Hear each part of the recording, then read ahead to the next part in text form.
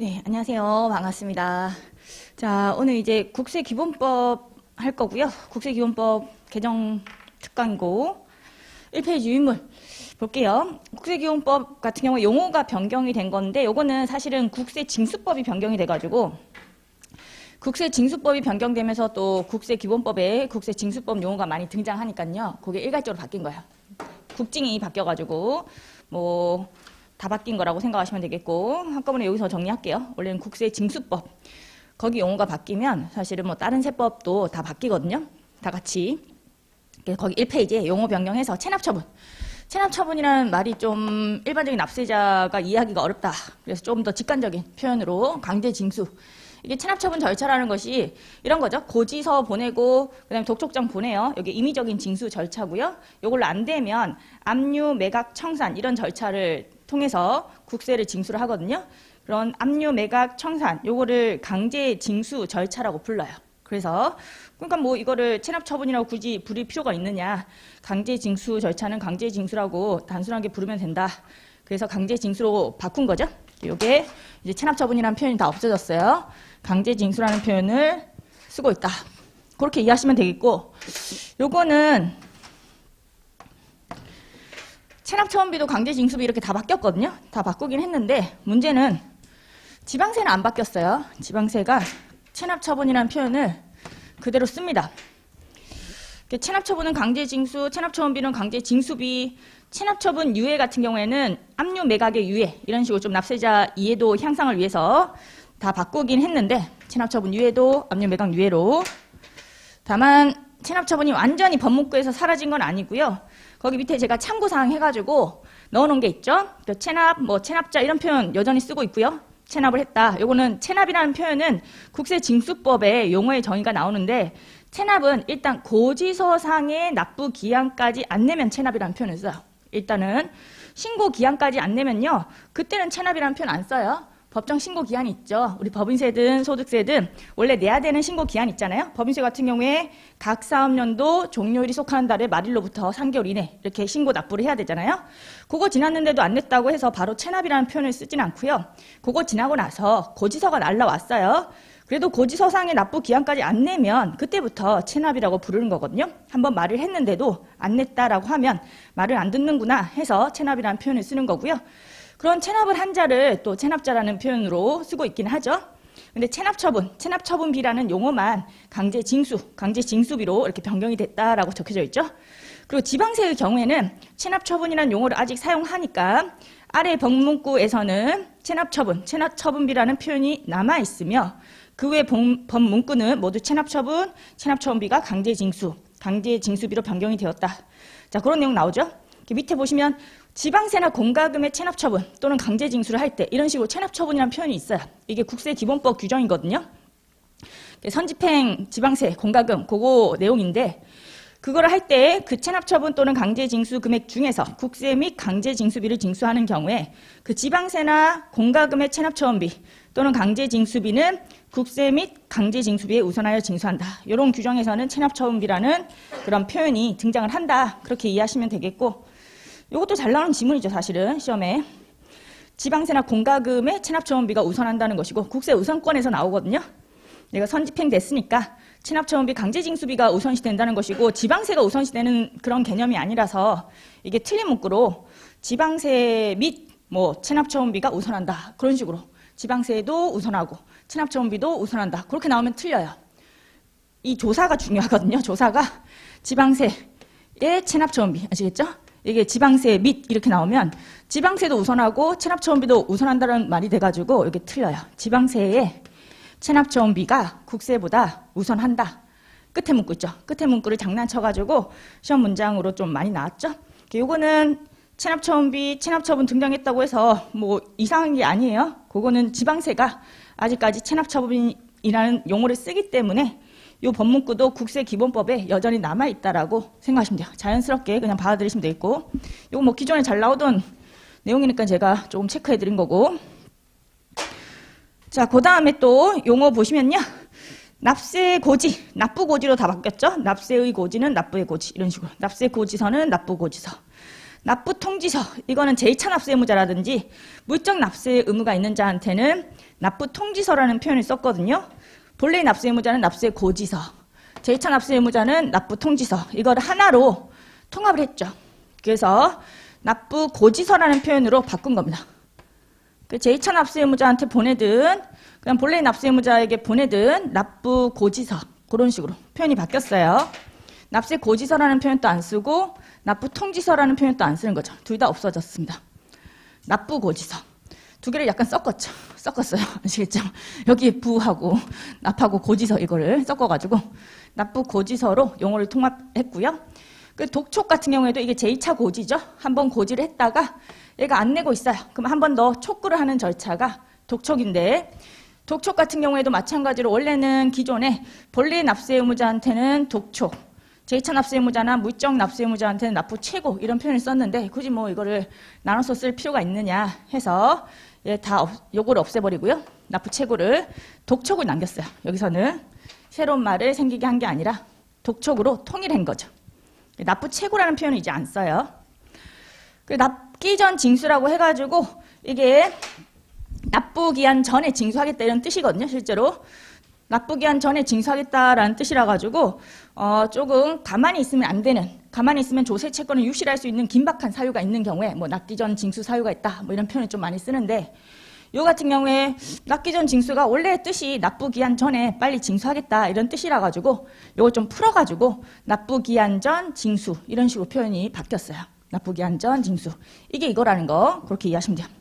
납기 전 징수를 조금 더 길게 만든 것 뿐이죠. 납부기한 전 징수, 요거 표현이 바뀌었으니까 조금 주의하셔야 돼요. 용어가 이렇게 바뀌었고요. 그래서 거기 소멸시효의 중단과 정지는 예를 들어가지고 좀 넣어놓은 거예요. 우리 소멸시효는 중단 사유가 있고 정지 사유가 있죠. 중단은 주세요라고 청구를 한 사유죠. 청구를 하면 이제 소멸시효가 새로이 기산되는 거. 중단은 뭐 동영상에서 요 버튼이라고 제가 말씀 많이 드리거든요. 요거 정지 버튼이죠. 요 정지가 아니고 요거는 이제 멈춤 버튼이죠. 멈춤이 아니고 뭐지? 하여튼 중단 버튼이죠. 중단 버튼. 요게 정지 버튼이고 요게 중단이고요. 요게 정지예요. 중단 버튼이라고 할게요. 그냥 말을 표현하기가 좀 그러네요. 이게 스탑. 영어로는 이게 포즈. 아시겠죠? 스탑이고 포즈. 비슷하죠? 비슷해가지고 우리말로 해도 비슷해요. 중단 뭐 그래 정지인데 요걸 이제 이걸 누르면요. 어떻게 되냐면 우리 동영상 버튼 다시 이걸 누르면 어떻게 되죠? 처음부터 돌아가죠. 처음부터 돌아가가지고 다시 시작되는 거예요. 얘 같은 경우에는 권리를 행사를 안 하고 있다가 한 2년 지났어요. 2년 지났다가 다시 권리를 행사한 거죠. 돈 달라라고 청구를 했다라고 하면 권리 행사한 거니까 요 앞에 기산된 것은 없어지고 새로이 소멸시효가 진행이 되는 거. 소멸시효는 일반적으로 5년이거든요. 일반적으로는 5억 원 이상의 국세는 10년. 그런 식으로 소멸시효가 있죠. 뭐 가산세는 제외한 국세로 따져요. 가산세, 납부지연 가산세 이것 때문에 사실은 이게 5억 기준을 적용할 때 4억 9,990만 원이었는데 갑자기 납부지연 가산세 때문에 이게 하루당 불어나잖아요. 그것 때문에 살짝 5억을 넣어버리면 갑자기 소멸시효가 5년에서 10년으로 늘어나서 납세자의 예측 가능성을 좀 침해할 소지가 있어가지고 얘는 가산세는 제외하고 가산세를 제외한 국세 기준으로 5억 미만이면 소멸시효가 5년이고요. 5억 이상이면 소멸시효가 10년. 이런 거 아실 거예요. 그래서 그렇게 되는데 얘 같은 경우는 이렇게 처음 건 없어지고 이제 다시 시작하는 거. 그런 걸 얘기하는 거죠. 거기에 청구한 사유 보시면요. 납부고지로 바뀌었죠. 납세고지. 그런 게 없죠. 납세고지가 아니라 납부고지 바뀌었죠. 그리고 독촉. 예전에는 독촉 옆에 뭐가 있었냐면 납부최고가 있었거든요. 납부최고 없어졌어요. 아시겠죠? 이런 식으로 다 바뀐 거예요. 교부청구, 압류. 내용이 바뀐 게 아니라 이제 용어가 통일이 되면서 이런 식으로 표현이 된 거죠. 이렇게 청구를 하면 요 4가지 사유, 그럼 중단이 되는 겁니다. 소멸시효는 새로이 기산되는 거죠. 정지는 잠깐 멈춘 거예요. 멈춘 거. 그래서 요 동영상에 다시 이 버튼 누르면 멈춘 자리에서 시작하는 거죠. 앞에 거는 없어지지 않아요. 요건 제가 중단하고 정지 좀 헛갈리시면 일시정지라고 읽으시면 좀 편하다고 했거든요. 일시정지, 뭐 제 강의를 들으셨다면 아마 아실 건데 일시정지로 외워버리시면 아예 중단인지 정지인지 그게 정확하게 구분이 되실 거예요. 일시정지, 잠깐 멈춘 거예요. 요 기간 동안은 달라고 안 할게, 분납기간, 뭐 이런 기간에는 돈 달라고 닥달 안 하겠다, 천천히 내라, 그런 거니까요. 일시 정지를 하는 겁니다. 그 앞에 뭐 소멸시효가 한 2년 지나왔다라고 하면요. 요 기간 동안만 일시 정지. 아무 말 안 하는 거죠. 잔소리 하지 않고 있다가 요 기간이 지나면 그때부터 소멸시효가 진행이 되는 거죠. 이렇게 3년 그런 식으로 채워서 5년 채우는 거죠. 그렇게 가는 거예요. 카운팅을. 요거는 기간이 나오면 돼요. 요 앞에 건 살아있거든요. 정지는. 요건 중단, 달라라고 한 거고 얘는 잠깐 봐준 거. 그렇게 생각하시면 돼요. 일시정지로. 정지사유 같은 경우는 기간이 다 나오죠. 분납기간, 연부, 연납기간 이런 식으로 여러 가지 기간이 나오는데 그 동그라미 2번 표현이 좀 바뀌어서 그래요. 우리 징수유예라는 제도가 원래 국세징수법에 있었잖아요. 근데 징수유예하고 납부기한 연장이라는 그런 비슷한 규정이 통합이 됐어요. 통합이 되면서 문구가 좀 바뀐 거예요. 그것 때문에 또 우리 체납처분 유예 이런 것도 압류 매각의 유예로 용어가 바뀌면서요. 이 동그라미 2번이 내용은 동일한데 용어가 좀 바뀌어서 낯설 수가 있어가지고 이거 정지사유에 들어가 있습니다. 납부 고지의 유예, 지정 납부 기한, 독촉장에서 정하는 기한의 연장, 징수 유예 기간, 압류 매각의 유예 기간 그런 식으로 되어 있죠. 그래서 요 기간이 나오면 돼요. 기간 동안은 내가 닥달하지 않겠다. 달라고 안 할게. 천천히 내라. 달라고 안 하는데 갑자기 막 압류를 해버리고 그럼 이중인격이 되는 거거든요. 그러면 안 되는 거니까 요 기간 동안은 좀 봐주는 거라고 생각을 하시면 돼요. 정지. 그래서 정지가 나오면 기간이 나오면 되는구나. 그렇게 생각하시면 될 것 같고. 그리고 여기서는 뭐 지정 납부기한 이런 표현도 나오는데 그거는 또 국세징수법 용어가 바뀐 건데 잠깐만 설명드리면 우리 국세징수의 절차가 어떻게 되냐면 얘 같은 경우에 자를 좀 쓸게요.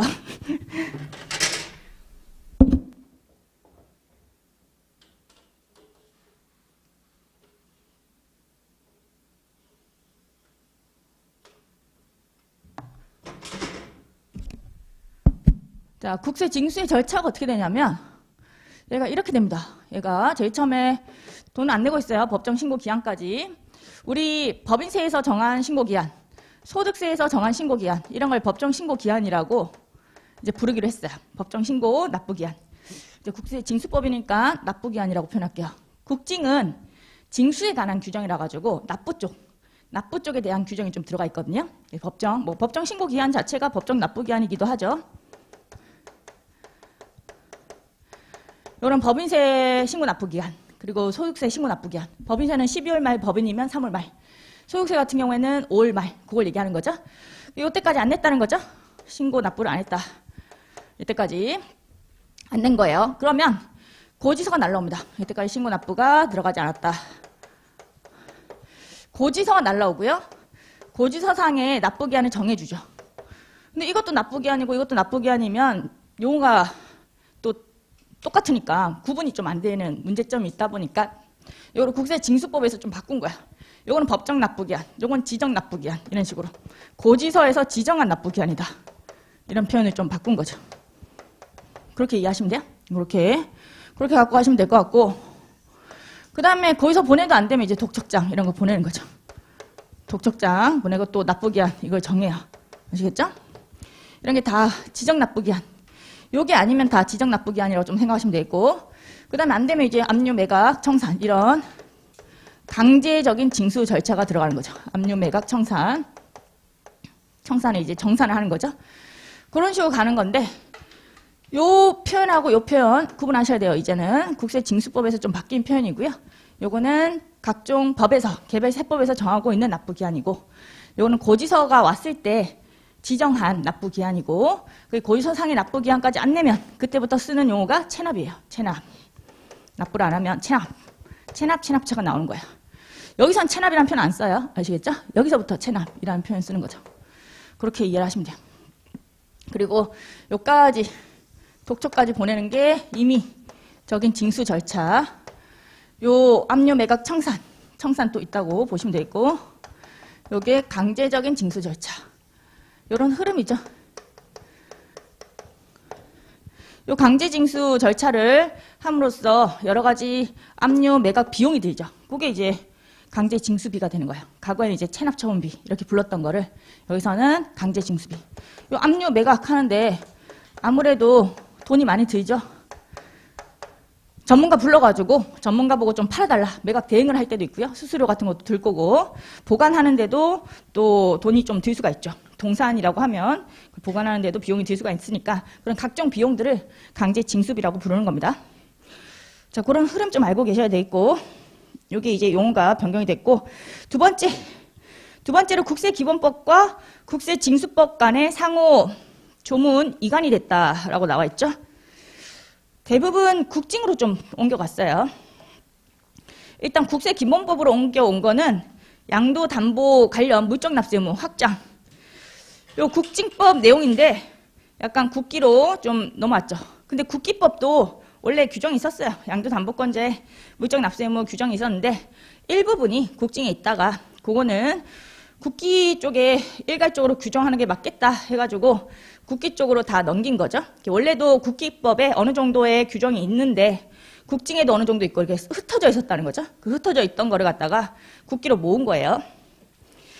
대부분의 내용은 좀 아실 건데 양도담보권자의 물적납세 의무 요거 같은 경우에는 저는 이제 국기법에서 설명을 드렸거든요. 예전에도 어차피. 그래서 아마 내용 아실 건데 보죠. 요거는 양도담보 설정자가 있고 양도담보권자가 있어요. 일단은 국기 들으셨다는 생각으로 강의를 하는 거예요. 아시겠죠? 국기 듣고 들으셔야 되는데 아무튼 안 듣고 들으시면 조금 헛갈릴 수 있어요. 요게 양도담보라는 표현은 아시잖아요. 양도담보. 얘는 실질적으로 담보예요. 요 양도는 형식이 양도의 형식을 비른 거죠. 소유권 이전 등기를 해주거든요. 여기 용어가 조금 헷갈리시면요. 여기 건이 들어가잖아요. 건. 채권자. 여기가 채권자. 양도담보 설정자가 있고요. 양도담보권자가 있죠. 이거 누구냐? 그게 좀 헷갈리거든요. 실제로. 말이 너무 어려우니까. 설정자가 누구고 권자가 누구냐? 채권자예요. 얘가. 돈 받을 게 있어가지고 얘 부동산 있죠. 실질적으로 얘 부동산이에요. 실질적으로 얘 부동산인데 돈 받을 게 있다 보니까 얘가 저당권 설정한 것과 실질적으로 똑같아요. 실제로는 얘 부동산에 저당권을 설정한 거죠. 얘가 돈을 못 갚을 수도 있으니까 채권자가 돈을 빌려줬어요. 얘한테. 돈을 빌려주면 얘는 채무자, 얘는 채권자, 그 양도담보권자 이렇게 표현을 하는 거예요. 그냥 채권자인데 얘한테 돈 빌려주고요. 얘가 돈 안 갚을 수가 있으니까 얘 부동산이라도 내가 저당권을 설정해야겠다. 저당권을 설정하면 좀 어떻게 보면은 조금 법률 행위가 절차상으로 복잡해요. 얘가 돈을 안 갚으면 또 소유권 이전 등기를 다시 해야 되고 그게 너무 복잡해가지고 아예 형식을 양도담보 형식으로 소유권 이전 등기를 내가 받아버린 거죠. 그래서 명의는 실질적으로 얘 소유의 부동산이지만 명의를 얘 걸로 돌려놓은 거예요. 일단 돈 갚으면 돌려줄게 라는 거예요. 돈 갚으면 부동산 네 거니까 가져가 다시 그렇게 소유권 이전 등기를 해주면 되는 거니까 얘가 안 갚을 것을 좀 대비해서 미리 소유권 이전 등기를 해놓은 거죠. 근데 실질적으로는 누구 거예요? 부동산이 얘 거라는 거 아셔야 돼요. 얘 부동산이고 얘는 명의만 옮겨온 것 뿐이에요. 돈 빌려줬고 돈을 얘가 변제를 하면요 다시 돌려줘야 돼요. 부동산. 자, 그런데 문제는 이 양도담보 설정자가 국세를 체납했다는 거죠. 국세를 체납을 한 겁니다. 국세를 체납했으면 일단 어떻게 해야 돼요? 얘 다른 재산이 있으면 그 다른 재산을 압류를 걸어가지고 매각해서 국세를 징수하면 되는 거죠. 근데 문제는 뭐냐면 얘가 국세를 체납했는데 얘 이름으로 되어 있는 재산이 하나도 없는 거예요, 지금. 다른 뭐 건물이라든지 뭐 이런 게 있으면 그거라도 압류를 걸어가지고 매각한 다음에 징수 부족액을 다 징수하면 끝나는 거잖아요. 그런데 얘가 체납을 했는데 얘 명의로 되어 있는 재산 하나도 없는데 보니까 얘 명의로 되어 있는 재산이 있더라는 거죠. 근데 실제로는 누구 거죠? 이 부동산이? 얘 거죠. 얘 거라 가지고 요 재산이 이제 탐나는 거죠. 국가 입장에서는 이거 세금 안 내고 있으니까 세금을 징수를 하기 위해서 실질적으로 얘 건데 이름만 가 있으니까 요거를 좀 압류를 해야겠다라는 거예요. 근데 또 남의 명의로 되어 있는 거를 함부로 압류할 수 있어요, 없어요? 남의 명의로 되어 있는 거 함부로 압류 못 하거든요. 그렇다 보니까 부여한 납세 의무가 물적 납세 의무예요. 양도담보권자의 물적 납세 의무. 물적 납세 의무를 부여하는 순간 압류할 수 있거든요. 얘한테 원래는 얘가 본래의 납세 의무자예요. 세금 안 내내는 얘예요. 본래의 납세 의무자. 남의 이름으로 된 거를 압류를 못 하니까 압류하고 싶어가지고 얘한테 납세 의무를 부여했는데 그게 바로 물적 납세 의무라고 이해를 하시면 되겠다. 그게 명의로 되어 있는 거 이제 압류해가지고 매각한 다음에 징수 부족액을 징수하려고 하는 거죠. 근데 이게 저당권 설정하고 비슷한 거거든요. 실제로 그냥 저당권이라고 보셔도 상관없어요. 근데 원래 이 재산을, 부동산을 만약에 팔아가지고 대금이 나왔어요. 그 대금이 나왔으면은 우리 국세하고 다른 채권가의 우선순위에 따라서 배분을 하는 거잖아요. 그죠? 근데 문제는 얘 채권자예요, 얘도. 얘가 저당권을 설정한 거나 마찬가지거든요. 양도담보권자라고 하면 채권자. 그러면 저당권하고 국세 채권이 있으면요. 저당권이 설정된 피담보 채권이라고 부르죠, 우리가. 피담보 채권하고 국세 채권이 있으면 그때는 어떻게 우선순위를 가리죠? 날짜 싸움 하죠. 날짜 싸움. 날짜 싸움을 해가지고 요 피담보 채권 같은 경우에는 담보 설정기일 그런 표현을 써요. 담보 설정기일이 있고 우리 국세 같은 경우에는 어떤 날짜가 있죠? 법정기일이라는 날짜가 있거든요. 법정기일은 이것도 정확하게 아셔야 돼요. 법정기일도 되게 중요하죠. 얘는 신고하는 국세는 신고일. 신고일이 국세의 법정기일이고요. 법정기일. 고지하는 국세 같은 경우에는 고지서의 발송일이에요. 발송일. 고지하는 국세는 이게 날짜 싸움을 하다 보니까 원래는 납세 의무가 확정되는 효력은 서류에 송달해서 도달주의로 되어 있긴 하거든요. 효력 발생 시기는. 효력 발생 시기는 도달주의인데 얘는 도달일이 아니에요. 그 이유는 날짜 싸움하고 있는 거니까 하루라도 빨라야 되죠. 하루라도 빠르기 위해서 도달일로 하고 있지 않고요. 확정되는 효력은 어차피 도달일이긴 하지만 여기서는 그냥 날짜 싸움을 하는 것이고 요 국세가 있다는 것을 좀 알만한 시점이면 되거든요. 고지서를 발송했으면 고지서에 국세를 적어서 발송하는 거니까 국세가 얼마인지 알만한 시점이에요. 그래서 효력이 발생하는 시점을 묻는 건 아니라 가지고 날짜 싸움을 할 때는 좀 유리하게 하루라도 빠른 발송일로 하고 있죠. 이렇게 두 개의 날짜가 신고일하고 이제 발송일, 이게 좀 중요한 날짜고요. 이거 말고도 여러 가지 법정기일이 있어요. 케이스별로. 이런 법정기일과 설정기일을 비교해가지고 우선순위에 따라서 나눠갔는데 문제는 이 설정기일이 만약에 앞서면요. 법정기일 전에 이걸 설정했어. 이 저당권 설정이라고 똑같은 거예요. 그러면 양도담보권자한테 물적납세 의무 부여하고 압류해서 매각하면요. 남 좋은 일 시키는 거죠. 내가 수고는 다 해놓고 나는 배분받을 권리가 없어요. 이해가시죠? 어차피 얘가 받을 돈이 있는 거예요. 얘가 지금 돈 빌려주고 저당권 설정한 거거든요. 채권자. 그래서 요 양도담보권자한테 물적납세 의무를 부여하고 압류를 하려면요. 이런 요건들이 좀 충족이 돼야 돼요. 일단 양도담보 설정자가 체납을 했고요. 그리고 징수 부족액이 있어야 돼요. 사실 본래 납세 의무자가 다른 재산이 있으면요. 굳이 얘한테 물적납세 의무를 부여할 필요가 없어요. 근데 다른 재산이 없어가지고 얘 명의로 되어 있는 실질적인 얘 재산밖에 없어가지고 물적납세 의무를 부여한 거잖아요.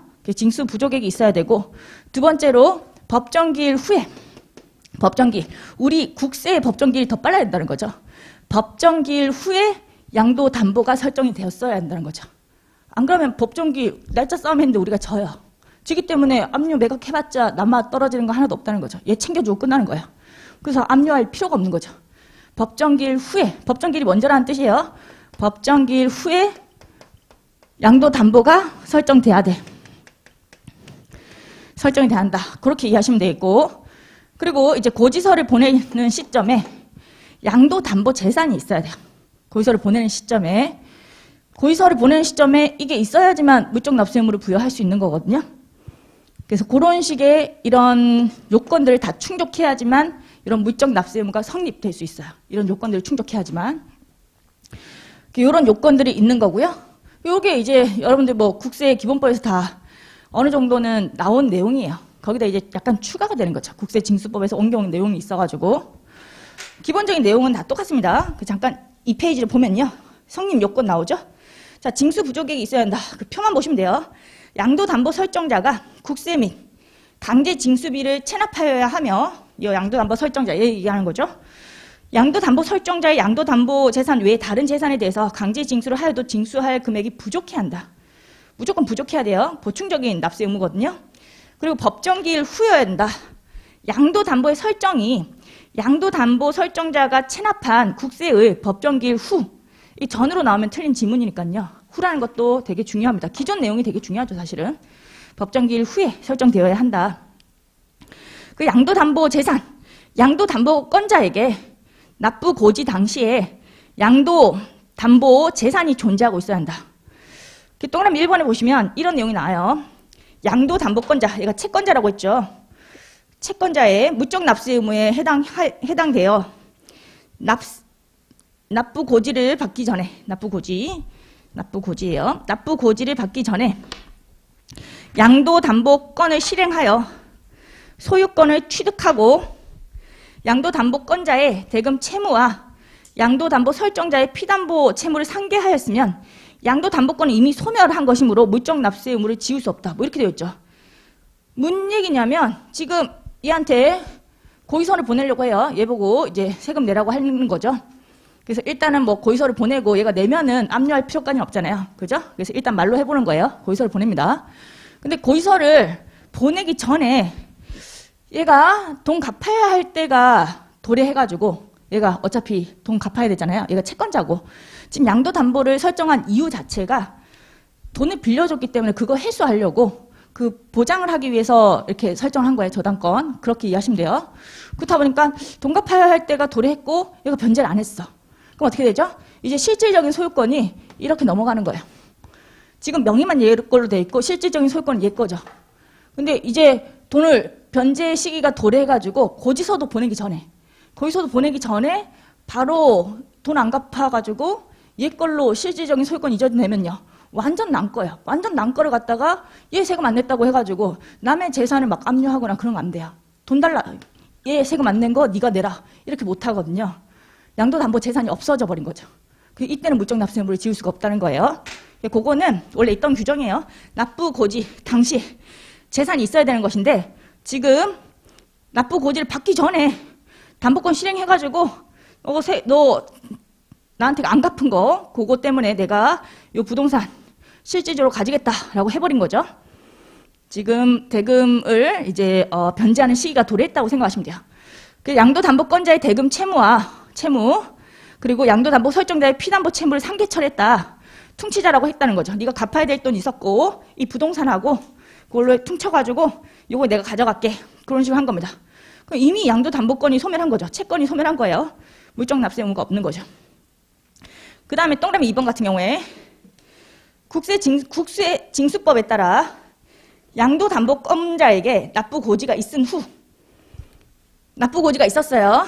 그 다음에 납세자가 양도에 의해서 실질적으로 담보된 채무를 불이행하여 해당 재산이 양도담보권자에게 합정적으로 기속되고 양도담보권이 소멸이 되는 경우에는 납부고지 당시에 양도담보 재산이 계속하여 양도담보 재산으로 존속하는 것으로 본다. 이게 1번하고 이제 반대되는 내용이에요. 어떤 점이 차이죠? 동그라미 1번은 납부고지 전이었어요. 동그라미 1번 납부고지 전에 퉁친 거예요. 내가 받아야 될 돈을 이 건물로 퉁치자라고 한 거죠. 내가 채권이 있으니까. 근데 동그라미 2번은요. 첫째 줄에 납부고지가 있은 후라는 거죠. 납부고지가 이미 갔어요. 납부고지가 갔는데 얘가 또 그 사이에 납부고지가 가고 나서 그 사이에 얘가 돈 갚아야 될 시기가 도래했고 변제를 안 했다는 거죠. 그 실질적인 소유권이 얘한테 넘어간 거예요. 그렇다고 해도 납부고지가 된 후니까요. 여전히 물적 납세 의무를 지울 수 있다는 뜻이에요. 실제로. 납부고지 당시에 양도담보재산이 있는 걸로 존속하는 것으로 본다라는 뜻이 결과적으로 이때는 물적 납세 의무를 지울 수가 있다. 국가가 얘 보고 돈 달라라고 할 수 있다는 거죠. 얘가 체납한 그런 국세를 얘한테 달라라고 할 수 있다는 겁니다. 이해가시죠? 이런 내용들이 이제 국세징수법에서 좀 이관돼가지고 국기로 온 거라고 생각하시면 돼요. 그러니까 조금 더 이제 뭐 회계사 하시는 분들은 국징이 시험 범위가 아니라 가지고 요 양도담보권자의 물적 납세 의무는 뭐 되게 간단하게만 갖고 가시면 되는 부분이었는데 이제 국징에서 국기로 옮겨왔으니까요. 여기 완전 시험 범위라고 생각하시고 좀 더 열심히 하셔야 돼요. 근데 뭐 세무사 하시는 분들은 상관없죠. 국징도 어차피 여러분들 시험 범위고 국기도 시험 범위니까 그냥 알고 계셔야 되는 부분이고요. 어떤 의미인지 아시겠죠? 여기서는 키워드가 납부고지가 있은 후예요. 그러면 우리 국가가 앞선 겁니다. 납부고지가 있었으면 그때는 양도담보재산이 있는 것으로 보겠다. 그럼 징수 절차가 나오죠. 일단 납부고지를 해요. 말로 하는 거죠. 내가 체납한 국세가 있는데 얘 다른 재산이 없어가지고 징수 부족액이 생긴 거죠. 그래서 얘한테 돈 내라. 이 체납한 국세를 내라 라고 고지를 한 거예요. 고지한 다음에 독촉은 할까요 안 할까요? 그거 좀 아셔야 돼요. 원래 고지하고 나서 얘가 안 내면 독촉이잖아요. 그죠? 근데 얘는 조심하셔야 될 게 독촉이 없이 바로 압류로 들어가요. 원래 절차는 이런데 이게 없다는 것도 뭐 기존에 강의시에 다 설명하는 내용인데 되게 중요한 내용이죠. 왜냐하면 얘가 중도에 얘가 명의가 얘 이름으로 되어 있다 보니까 부동산이 실질적으로 얘 부동산이라고 해도요. 이 부동산을 팔 수 있어요. 명의가 얘의 명의로 되어 있다 보니까 실질은 얘 부동산이라고 해도 얘가 제3자에게 양도를 할 수 있거든요. 중간에. 아무리 고지서가 날아갔다고 해도요. 제3자에게 이렇게 양도를 해버릴 수가 있습니다. 법률 행위를 할 수 있어요. 왜냐하면 얘 명의로 아예 소유권 이전 등기를 받았잖아요. 그렇다 보니까 이걸 마치 자기 재산처럼 팔 수도 있다는 거죠. 근데 제3자한테 가버리면 완전 남게 돼버리는 거라 가지고 제3자한테 간 건 절대 압류를 할 수가 없거든요. 그렇다 보니까 우리 국가가 고지도 보내고 독촉도 보내고 이 사이에 갑자기 얘가 제3자한테 팔아버리면요. 물적 납세의무가 갑자기 없어져 버려요. 그러면 체납된 국세를 전혀 징수할 수 없는 문제점이 생기는 거죠. 어영부영할 시간이 없어요. 그래서 독촉이란 절차 없이 간편하게 얘가 양도하기 전에 빨리 압류하려고 고지 보내고 얘가 안 내면 독촉 없이 압류. 그런 식으로 하거든요. 절차를 간편하게 한 거죠. 안 그러면 어영부영 하다가는 국세 채권을 전혀 확보할 수가 없어요. 양도하는 순간 물적 납세 의무 소멸이거든요. 그런 거 좀 주의하셔야 돼요. 제3자는 선의의 제3자가 될 수가 있어가지고 선의의 제3자가 재산적으로 피해를 입으면 안 되잖아요. 그죠? 그래서 고지 없이 압류 이런 절차도 기존 내용인데 알고 계셔야 돼요. 거기 보시면 일단 고지서를 보내요. 세무서장 국세기본법에 따라서 양도담보권자로부터 체납액을 징수하려면 양도담보권자에게 납부 고지를 해야 한다. 이 경우에는 양도담보권자의 주소 또는 거소를 관할한 세무서장과 납세자에게 그 사실을 통지해야 한다. 강제 징수가 나오죠. 고지된 납부 기한까지 요 양도담보권자가 물적 납세 의무를 이행하지 않은 경우에는 독촉 없이, 이게 중요한 말이죠. 양도담보 재산에 대해서 강제 징수를 한다, 압류한다. 그렇게 일하시면 돼요. 꽃표시 이것 때문이에요. 독촉이 없는 이유가 꽃표시에 양도담보 재산이 양도담보권자로부터 다시 제3자에게 양도가 된 경우에는 고지 후에 양도가 된 경우라도 고지가 됐어요. 그래도 양도가 돼버리면요. 제3자 보호를 위해서 압류가 되기 전에 양도된 때에는 물적 납세 의무가 소멸된다고 돼 있죠. 그래서 독촉이 없는 거예요. 안 그러면 바로 얘가 팔아버려가지고 물적 납세 의무 소멸하고 전혀 징수를 못하는 문제점이 생깁니다. 그래서 빠르게 압류를 하기 위해서 독촉이라는 절차를 없애버렸어요. 그게 기존 내용이 중요한 내용입니다. 사실상 이관되었다고 해서 제가 조금 설명을 더 드린 거예요. 이게 나올 확률이 조금 있어가지고 설명 좀 드린 거고요. 자, 이제 세 번째, 출자자에 대한 제2차 납세 의무, 제도 합리화. 이걸 좀 보죠. 이 같은 경우에 출자자의 제2차 납세 의무. 본래 납세 의무자가 누구죠? 여기서는 본래 납세 의무자가 법인이에요, 법인. 법인이 본래 납세 의무자고 얘가 본래 납세 의무자인데 얘가 또 징수 부족액이 있는 거죠. 일단 뭐 제2차 납세 의무, 물적 납세 의무 전부 다 보충적인 납세 의무예요. 본래 납세 의무자가 국세를 체납했으면 그 본래 납세 의무한테 뜯어내야 되잖아요. 그죠? 얘가 있고 이제 출자자. 출자자는 이제 무한 책임 사원하고 이거 되게 중요한 규정이다. 시험에도 뭐 매번 잘 나오고 과점주주 얘들 있다고 할게요. 이 법인의 주주가 있는데 이 법인이 일단 법인세 안 냈다는 거죠. 법인세 뭐 1억을 안 냈다. 그 징수 부족액이 있을 경우에만 보충적으로 얘한테 제2차 납세 의무를 지우는 거예요. 일단 얘가 법인세를 안 내면요. 일단은 얘 재산을 압류하든지 해야 돼요. 얘가 뭐 다른 건물 같은 거 있겠잖아요. 그죠? 건물 있으면 그거 압류해가지고 매각해서 징수 부족액을 징수를 하면 되는 거죠. 근데 얘가 다른 재산이 없어요. 문제가 깡통법인 아시죠? 깡통법인 그런 케이스라는 거죠. 그럼 누가 재산 빼돌렸죠? 얘들이 빼돌린 거예요. 얘가 세금을 안 내므로써 이득을 취한 자가 누구죠? 주주들이라는 거죠. 징수 부족액이 발생하면 얘가 안 낸 세금은 다 얘가 빼돌린 거야. 얘가 건물 같은 거 다 가져가고 토지 다 가져가고 압류할 수 없도록 그렇게 해버린 거죠. 얘가 법인세를 안 냈으면 당연히 얘들이 그 이득을 취했을 거다라고 해서 요 징수 부족액이 생겼을 때 보충적으로 제2차 납세 의무한테 요 체납된 법인세를 내라라고 하는 거예요. 납세 의무를 좀 확장시키는 거죠. 그런 내용이라고 보시면 돼요. 요거는 뭐 보충성이라고 해서 일단은 징수 부족액이 있어야 한다. 이런 게 전제 조건이고요. 또 부정성이라고 해가지고 이런 특징이 있어요. 부정성은 뭐 종종 따라지 간다는 뜻이죠. 이게 보충적인 납세 의무고요. 얘가 다 냈다라고 하면 얘는 제2차 납세 의무 없어요. 안 냈을 경우에만 징수 부족액 발생하면 제2차 납세 의무가 있는 거고요. 부정성은 본래 납세 의무에 변동이라든지 소멸 사유가 발생하면요. 제2차 납세 의무도 변동 소멸된다 이런 뜻이에요. 종종 따라가는 거니까. 예를 들면 법인세가 0.56으로 준 거예요. 그럼 얘한테 달라고 할 때도 얘한테 원래는 뭐 가점주주 같은 경우는 지분율이 있어가지고 징수 부족액에 지분율 때려가지고 달라라고 하는데 이게 0.56으로 바뀌면 얘도 같이 바뀌어요. 얘는 본래 납세 의무 있는 상태에서 종종 따라가는 납세 의무거든요. 그렇다 보니까 부종성에 따라 이게 바뀌어요. 변동되죠. 얘가 세금 내가지고 납세 의무가 소멸됐대요. 아니면 뭐 소멸시효가 완성됐다든지 여러 가지 이유로 인해서 납세 의무가 소멸되면요. 얘도 소멸인 거예요. 그렇게 가는 거죠. 본래 납세 의무가 있음으로써 얘가 생긴 거니까요. 뭐 그런 내용인데 여기서 이제 바뀐 거는 요 법인 있죠. 이 법인의 범위가 좀 줄어들었어요. 과거에는 그냥 법인이라고 표현되어 있었죠. 근데 이제는 상장 법인은 제외한대요. 얘를 상장 법인은 제외하겠다. 제2차 납세 의무를 얘들한테 지우는데 상장 법인은 제2차 납세 의무가 없어. 그런 거죠. 이때 상장 법인은 구체적으로 상장이 뭐 여러 상장 시장 있잖아요. 그 중에서도 유가증권 시장 하고요. 코스닥 시장 이 두 가지를 얘기하는 겁니다. 여기 주권이 상장된 법인은 제외하겠대요. 이게 큰 시장이죠. 뭐 코넥스 시장 이런 것도 있거든요. 사실은 그런 건 안 들어가요. 안 들어가고 요 유가증권 시장하고 코스닥 시장 그런 건 제외하겠다라는 거죠. 왜냐하면 이게 상장법인의 주주들은요. 함부로 법인의 재산을 막 빼돌리고 그렇게 못해요. 상장법인은 주주들이 너무 많은데다가 이해관계자들이 너무 많은데 그걸 갖다가 얘들이 막 빼돌리고 그렇게 못하거든요. 그리고 또 주주는 유한 책임이 원칙이잖아요. 상장 회사, 주식회사 같은 경우에 우리 유한 책임이다 이런 거 상법에서 배우시죠.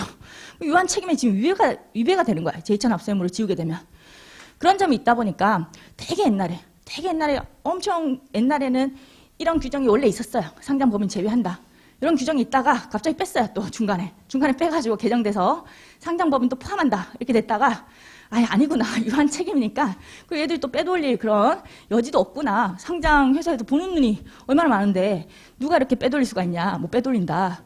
그래서 제외하는 걸로 그렇게 다시 뺐던 거야. 회귀된 거죠. 회귀. 예전에는 상장법이 제외였거든요. 진짜로. 근데 그게 중간에 상장법인 포함으로 바뀌었다가 또 이제 또 제외하는 걸로 변덕을 부리고 있어요. 지금 변덕을 막 부리고 있는데 아무튼 이제 제외된다는 거. 유한 책임. 그거에 입각해가지고 요거는 제외하겠다. 상장법인이면 제외한다는 거 이런 게 말 문제로 내기는 되게 좋거든요. 상장법인 포함한다 이런 식으로 틀린 지문으로 내기 되게 좋은 부분이라서 요거 되게 중요한 개정사항이에요. 갖고 가셔야 돼요. 상장법인이 제외됩니다. 그리고 이제 무한책임사원하고 뭐 과점주주가 있으면요. 요거 대부분의 제2차 납세 의무는 한도가 있는데 무한책임사원은 한도가 없고요. 얘만 이제 유일하게 한도가 없죠. 한도 없이 전액 제2차 납세 의무를 지우는 거고 가점주주는 한도가 있어요. 한도가 이렇게 징수 부족액 곱하기 지분율 그렇게 되는 거죠. 과점주주 같은 경우에 정의를 좀 아셔야 되는 것인데 이번에 정의도 좀 바뀌었어요. 가점주주가 원래 의결권 있는 주식만 가지고 왜냐면 얘가 재산을 이렇게 빼돌릴 수 있는 그런 회사를 좀 좌지우지 할 수 있는 주주여야 되기 때문에 의결권 있는 것만 가지고 지분율이 50% 초과해야 돼요. 의결권 없는 건 다 빼고 그러니까 분모도 그렇고 분자도 그렇고 다 의결권 없는 건 빼고 있는 것만 가지고 지분율을 따진 거죠. 50% 초과해야 되고요. 엔드로 요건이 과거에는 요 실질적으로 이 법인의 실질적인 영향력을 행사하는 자 이런 식으로 표현이 되어 있다가 이번에 경영에 지배적인 영향력을 행사하는 자 이런 식으로 표현만 좀 바뀌었어요. 근데 뭐 비슷한 거라고 보시면 돼요. 경영에 지배적인 영향력을 행사하는 자. 경영에 대해서 지배적인 영향력. 예전에 뭐 실질적인 영향력 이게 지배적인 영향력으로 바뀌었어요. 비슷한 거예요. 그냥 아시겠죠? 비슷한 거라고 생각하시면 될 것 같고요. 여기서는 뭐 기존부터 중요했던 부분이 뭐였냐면 이게 중요했어요. 엔드. 이게 중요한 내용이었거든요. 엔드가 중요했지 이게 뭐 문구가 중요한 게 아니었어요. 왜 엔드가 중요했냐면 50% 초과하는 주주들이 이만큼이면요. 그 중에서 실질적인 영향력, 지배적인 영향력을 행사하는 주주는 이만큼일 수 있거든요. 이게 달라요. 다르기 때문에 둘 다 충족한 자만 제2차 납세 의무가 있어요. 50% 추가한다고 전부 다 제2차 납세 의무가 있느냐? 그렇지도 않아요. 실질적인 영향력을 행사를 못하는 애들, 경영의 지배적인 영향력을 행사하지 못하는 애들은 들어가지 못해요. 그래서 조금 더 엔드로 모집단이 작아지는 거죠. 50% 초과하는 애 중에서 이렇게 경영에 실질적으로 지배적으로 영향력을 행사하는 그 자만 제2차 납세 의무가 있다. 그러니까 재산을 빼돌릴 수 있는 자. 그런 자가 사실상은 제2차 납세 의무자다. 그렇게 이해하시면 돼요. 이게 중요한 개정사항입니다. 제가 봤을 때는 국기 개정사항 중에서 이게 제일 중요하지 않나 그런 생각이 들거든요. 거기 3페이지 보시면요. 주된 납세 의무자, 출자자 등의 제2차 납세 의무는요. 거기 출자자 등이라고 되어 있는 거 있죠. 구분. 그게 출자자 등의 제2차 납세 의무를 얘기하는 것이고 주된 납세 의무자가 법인이죠. 근데 가로 안에 유가증권 시장 및 코스닥 시장에 주권이 상장된 법인은 제외한다. 개정 딱지 붙어 있죠. 그리고 납세 의무 성립일 현재 법소정의 무한 책임 사원하고 과점주주가 제2차 납세 의무자가 되는 건데 여기서 문구가 조금씩 바뀌었습니다. 꽃표시 1번에 무한 책임 사원. 좀 더 명확하게 해준 거죠. 원래 얘들이에요. 그 한 명 회사의 사원, 합자회사의 무한 책임 사원을 말한다. 라고 되어 있죠. 그래서 원래 우리 뭐 주식회사 이런 데는 다 유한 책임이잖아요. 주식회사는. 그렇다 보니까 무한 책임 사원은 한 명 회사하고 합자회사에서 발생할 수 있는 거죠. 그렇게 좀 명확하게 문구를 넣은 거고요. 과점주주 문구가 조금 바뀌었죠.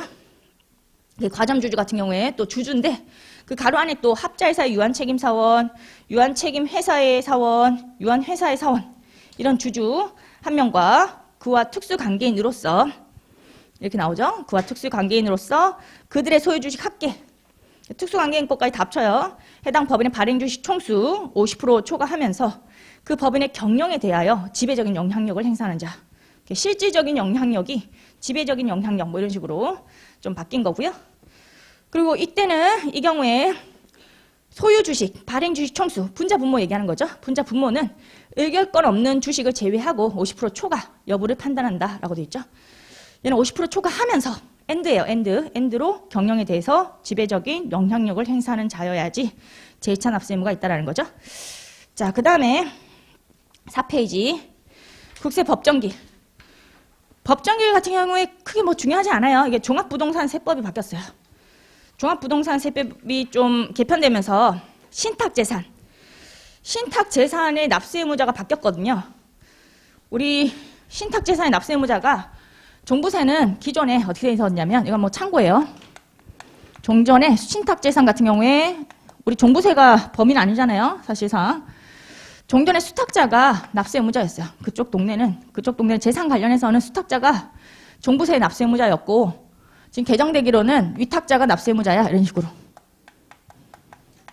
종부세가 되게 부동산이 전국 곳곳에 많은 자한테 과세를 하는 세금이에요. 보유세죠. 재산세하고 비슷한 거예요. 재산세는 이제 재산이 있으면 다 내는 건데 종부세는 재산이 좀 많아야 돼요. 아시죠? 재산이 많으면 내는 거고 안 많으면 안 내는 거고 주변 친구 중에 종부세를 내는 친구가 있다라고 하면 친하게 이제 친하게 지내면 돼요. 친하게 되게 재산이 많은 분이고 근데 이게 종부세를 좀 회피하기 위해서 종부세가 되게 세금이 세다 보니까 이걸 회피하려고 이게 전국에 이런 뭐 건물들이 많다, 토지가 많다라고 하면요, 그걸 합산해가지고 과세를 하거든요. 누진 과세를 또 해요, 누진세율. 근데 그걸 좀 회피하고자 원래 종전에는 신탁재산 같은 경우에 내 재산인데도 불구하고 다른 애한테 맡겨두면요, 객걸로 이제 종부세가 매겨지는 거니까 내게 있는데도 불구하고 내가 건물이 더 있는데도 불구하고 종부세를 피해갈 수 있었다는 거죠. 이렇게 재산을 다 합산해가지고 누진세율 때리면 또 높은 누진세 그런 게 적용이 될 여지가 있고 아니면 또 재산이 너무 많으면 그게 종부세 약간의 이제 문턱이 있었다는 거죠. 내가 문턱에 있으면 한 재산만 빼내버리면 합산이 안 돼가지고 종부세 과세 대상이 안 된다든지 그런 식으로 내 재산이 많은 걸 좀 숨기려고 이렇게 신탁을 엄청 많이 활용을 했었어요. 과거에는 수탁자가 납세 의무자니까. 그래서 수탁자를 과거에 납세 의무자로 하다가 아니다 이거 위탁자 거다. 위탁자 걸로 너 다 합산해가지고 종부세 과세 대상인지 아닌지 그걸 판단하겠다. 그런 거죠. 이걸로 조세피가 많이 일어나가지고 완전 납세 의무자를 바꿔버린 거야. 위탁자 걸로.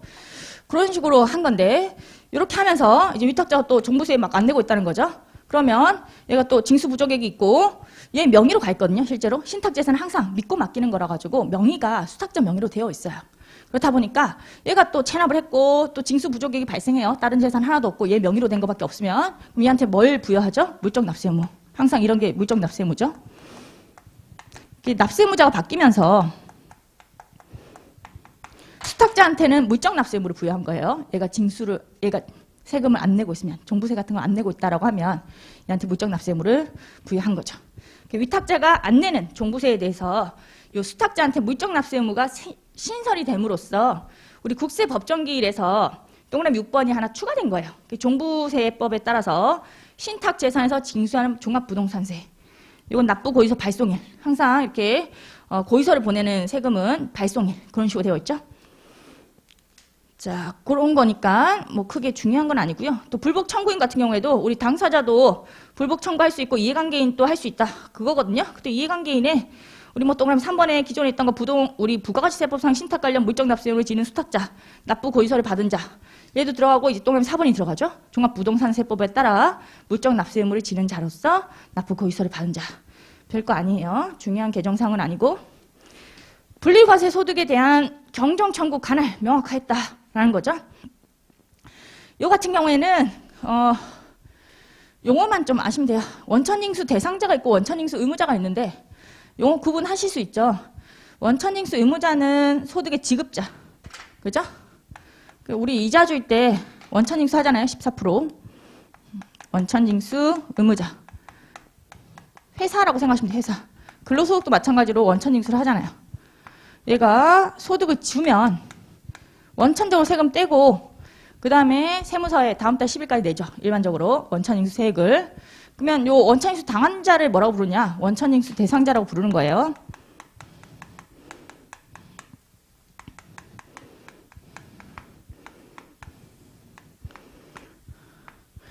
이런 분리과세가 되는 거, 요 세금을 냈는데 원천징수 했어요. 원천징수 해가지고 얘가 다음 달 10일까지 냈는데 세금을 원천징수를 좀 많이 했다는 거죠. 그럼 어떻게 해야 돼요? 원천징수 많이 해서 낸 것도 분리과세 되는 것도 어차피 세금 많이 뜯어갔으면 과다하게 낸 거잖아요. 그럼 뭘 하면 되죠? 경정청구하면 되죠. 경정청구. 과다하게 세금 내면요. 종합과세가 되는 거든 뭐 분리과세가 되는 거든 세금 많이 냈으면 무조건 과다하게 낸 거면 경정청구가 가능해요. 그 관할을 어디로 가겠냐? 당연한 건데 얘가 뜯어가가지고 많이 냈거든요. 요 관할 간다는 거죠. 이때 경정청구는 얘가 해도 되고요. 얘가 해도 돼요. 아시겠죠? 경정청구는 누가 하든지 상관없어요. 얘가 많이 뜯어가가지고 다시 경정청구에서 받아가지고 얘한테 토스를 해주든지 아니면 얘가 경정청구를 안 하고 있어. 그럼 내 세금이니까 내가 경정청구 해도 된다는 거죠. 둘 다 가능해요. 둘 다 가능한데 요 같은 경우에는 관할이 어디냐? 관할은 요 원천징수 의무자 있는 곳 그쪽에 세금 냈으니까 그런 내용이 좀 나와 있습니다. 분리과세 소득이 있는 원천징수 대상자 또는 비거주자 또는 외국법인이 원천징수 대상자가 경정을 청구를 하려는 경우에 원천징수 대상자가 경정 청구를 하려는 경우에요. 그 경정 청구서는 누구한테 내느냐? 원천징수 의무자의 납세지 관할 세무서장에게 제출해야 한다. 의무자가 세금을 냈고요. 의무자가 있는 납세지에 세금을 낸 거거든요. 원천징수 한 거. 그거 돌려달라라고 요 원천징수 의무자 관할한테 제출해야 한다. 요 경정청구는 누가 하든지 상관없어요. 원천징수 대상자가 하든 의무자가 하든 상관이 없는데 관할은 동일하게 원천징수 의무자 관할이고요. 그쪽에 세금 낸 거니까. 이 경우에 이 내용이 또 신설이 됐어요. 밑에 세 줄. 원천징수 대상자가 결정 또는 경정 청구서를 원천징수 의무자의 납세지 관할 세무서장이 아닌 세무서장한테 제출했다는 거죠. 관할 좀 잘못 찾아간 거죠. 그럼 그 결정 또는 경정 청구서를 원천징수 의무자의 납세지 관할 세무서장한테 지체 없이 송부를 하고 그 뜻을 적은 문서로 해당 원천징수 대상자에게 통지해야 한다. 이거는 그래도 관할을 좀 위반하면요. 일반적으로 우리 국세기본법에 이런 내용이 나오는데 관할 위반 시에 납세자에게 유리하게 되어 있어요. 그 납세자가 관할을 위반하면요. 효력에 영향이 없다라고 해가지고 효력이 있다는 뜻이거든요. 그래서 관할 위반하면 자기들이 알아서 이렇게 절차를 취하겠다는 거죠. 원천징수 의무자 납세지 관할 세무서장한테 지체 없이 송부를 하겠다. 자기들이 통지를 하겠다. 그런 내용이니까요. 요거는 그냥 명확화됐구나라고 생각하시면 되겠습니다. 납세자는 관할 조금 위반해도 효력에는 영향이 전혀 없어요. 과세관청이 문제죠. 과세관청이 가나를 위반하면요, 그거는 효력이 없다라고 해가지고 납세자에게 무조건 유리하게 되어 있거든요. 그래서 그냥 절차가 조금 문구가 추가된 것뿐이고요. 우리 납세자 입장에서는 전혀 문제가 없는 부분이고, 그 다음에 5페이지에 경정 청구 시에 진행 상황 등에 대한 통지 신설, 이것도 별거 없어요. 그냥 안내 통지를 좀 해라라는 거죠. 납세자 권리 향상을 위해서. 우리 경정 청구를 하면 뭐 기존 내용이 더 중요합니다. 기존에 경정 청구를 하면요, 대답을 해줘야 되잖아요. 돌려주세요 청구하면 결정 경정이라는 것을 몇 개월 이내에 하죠? 2개월 이내에 하는 거잖아요. 국가가 대답을 해줘야 돼요. 결정 경정.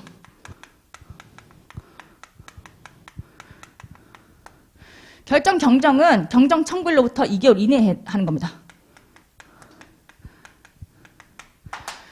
근데 요 2개월 이내에 만약 얘가 결정 경정 통지를 안 하면요, 그때부터는 필요한 처분을 못 받은 거니까 불복 청구할 수 있어요. 90일 이내에 불복 청구 이런 걸 할 수 있죠. 안날로부터 90일 이내에 불복 청구, 그런 식으로 진행하는 거죠. 근데 이거는 뭐 항상 절차가, 제가 항상 수업 시간에도 얘기하지만, 과대 신고를 하면 경정 청구부터 해야 돼요. 경정 청구. 바로 과대 신고해놓고 불복 청구를 못해요. 불복 청구는 억울하다는 거니까 위법 부당한 처분이 있거나 필요한 처분을 받지 못했을 경우에만 할 수 있거든요. 근데 자기가 과대 신고했어요. 자진해가지고. 자진해서 과대 신고 납부를 해놓고 이때는 억울합니다 라고 불복 청구할 수 있느냐? 못하거든요. 일단 요거부터 해야 돼요. 경정 청구. 자기가 잘못한 거니까 이거는 불복 청구의 대상이 아니에요. 왜냐면 위법 부당한 처분이 없었거든요. 자기가 그냥 과대 신고를 한 거니까 경정 청구를 하고요. 그 다음에 경정 청구를 하면 돌려주세요라고 얘기했으니까 이쪽에서 돌려줄 거야, 안 돌려줄 거야, 대답이 있어야 되잖아요. 그죠? 근데 대답이 없다는 거예요. 아무런 대답이 없다. 아니면 아예 안 돌려줄 거야 라고 대답이 왔다는 거죠.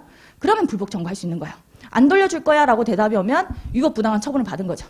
그죠?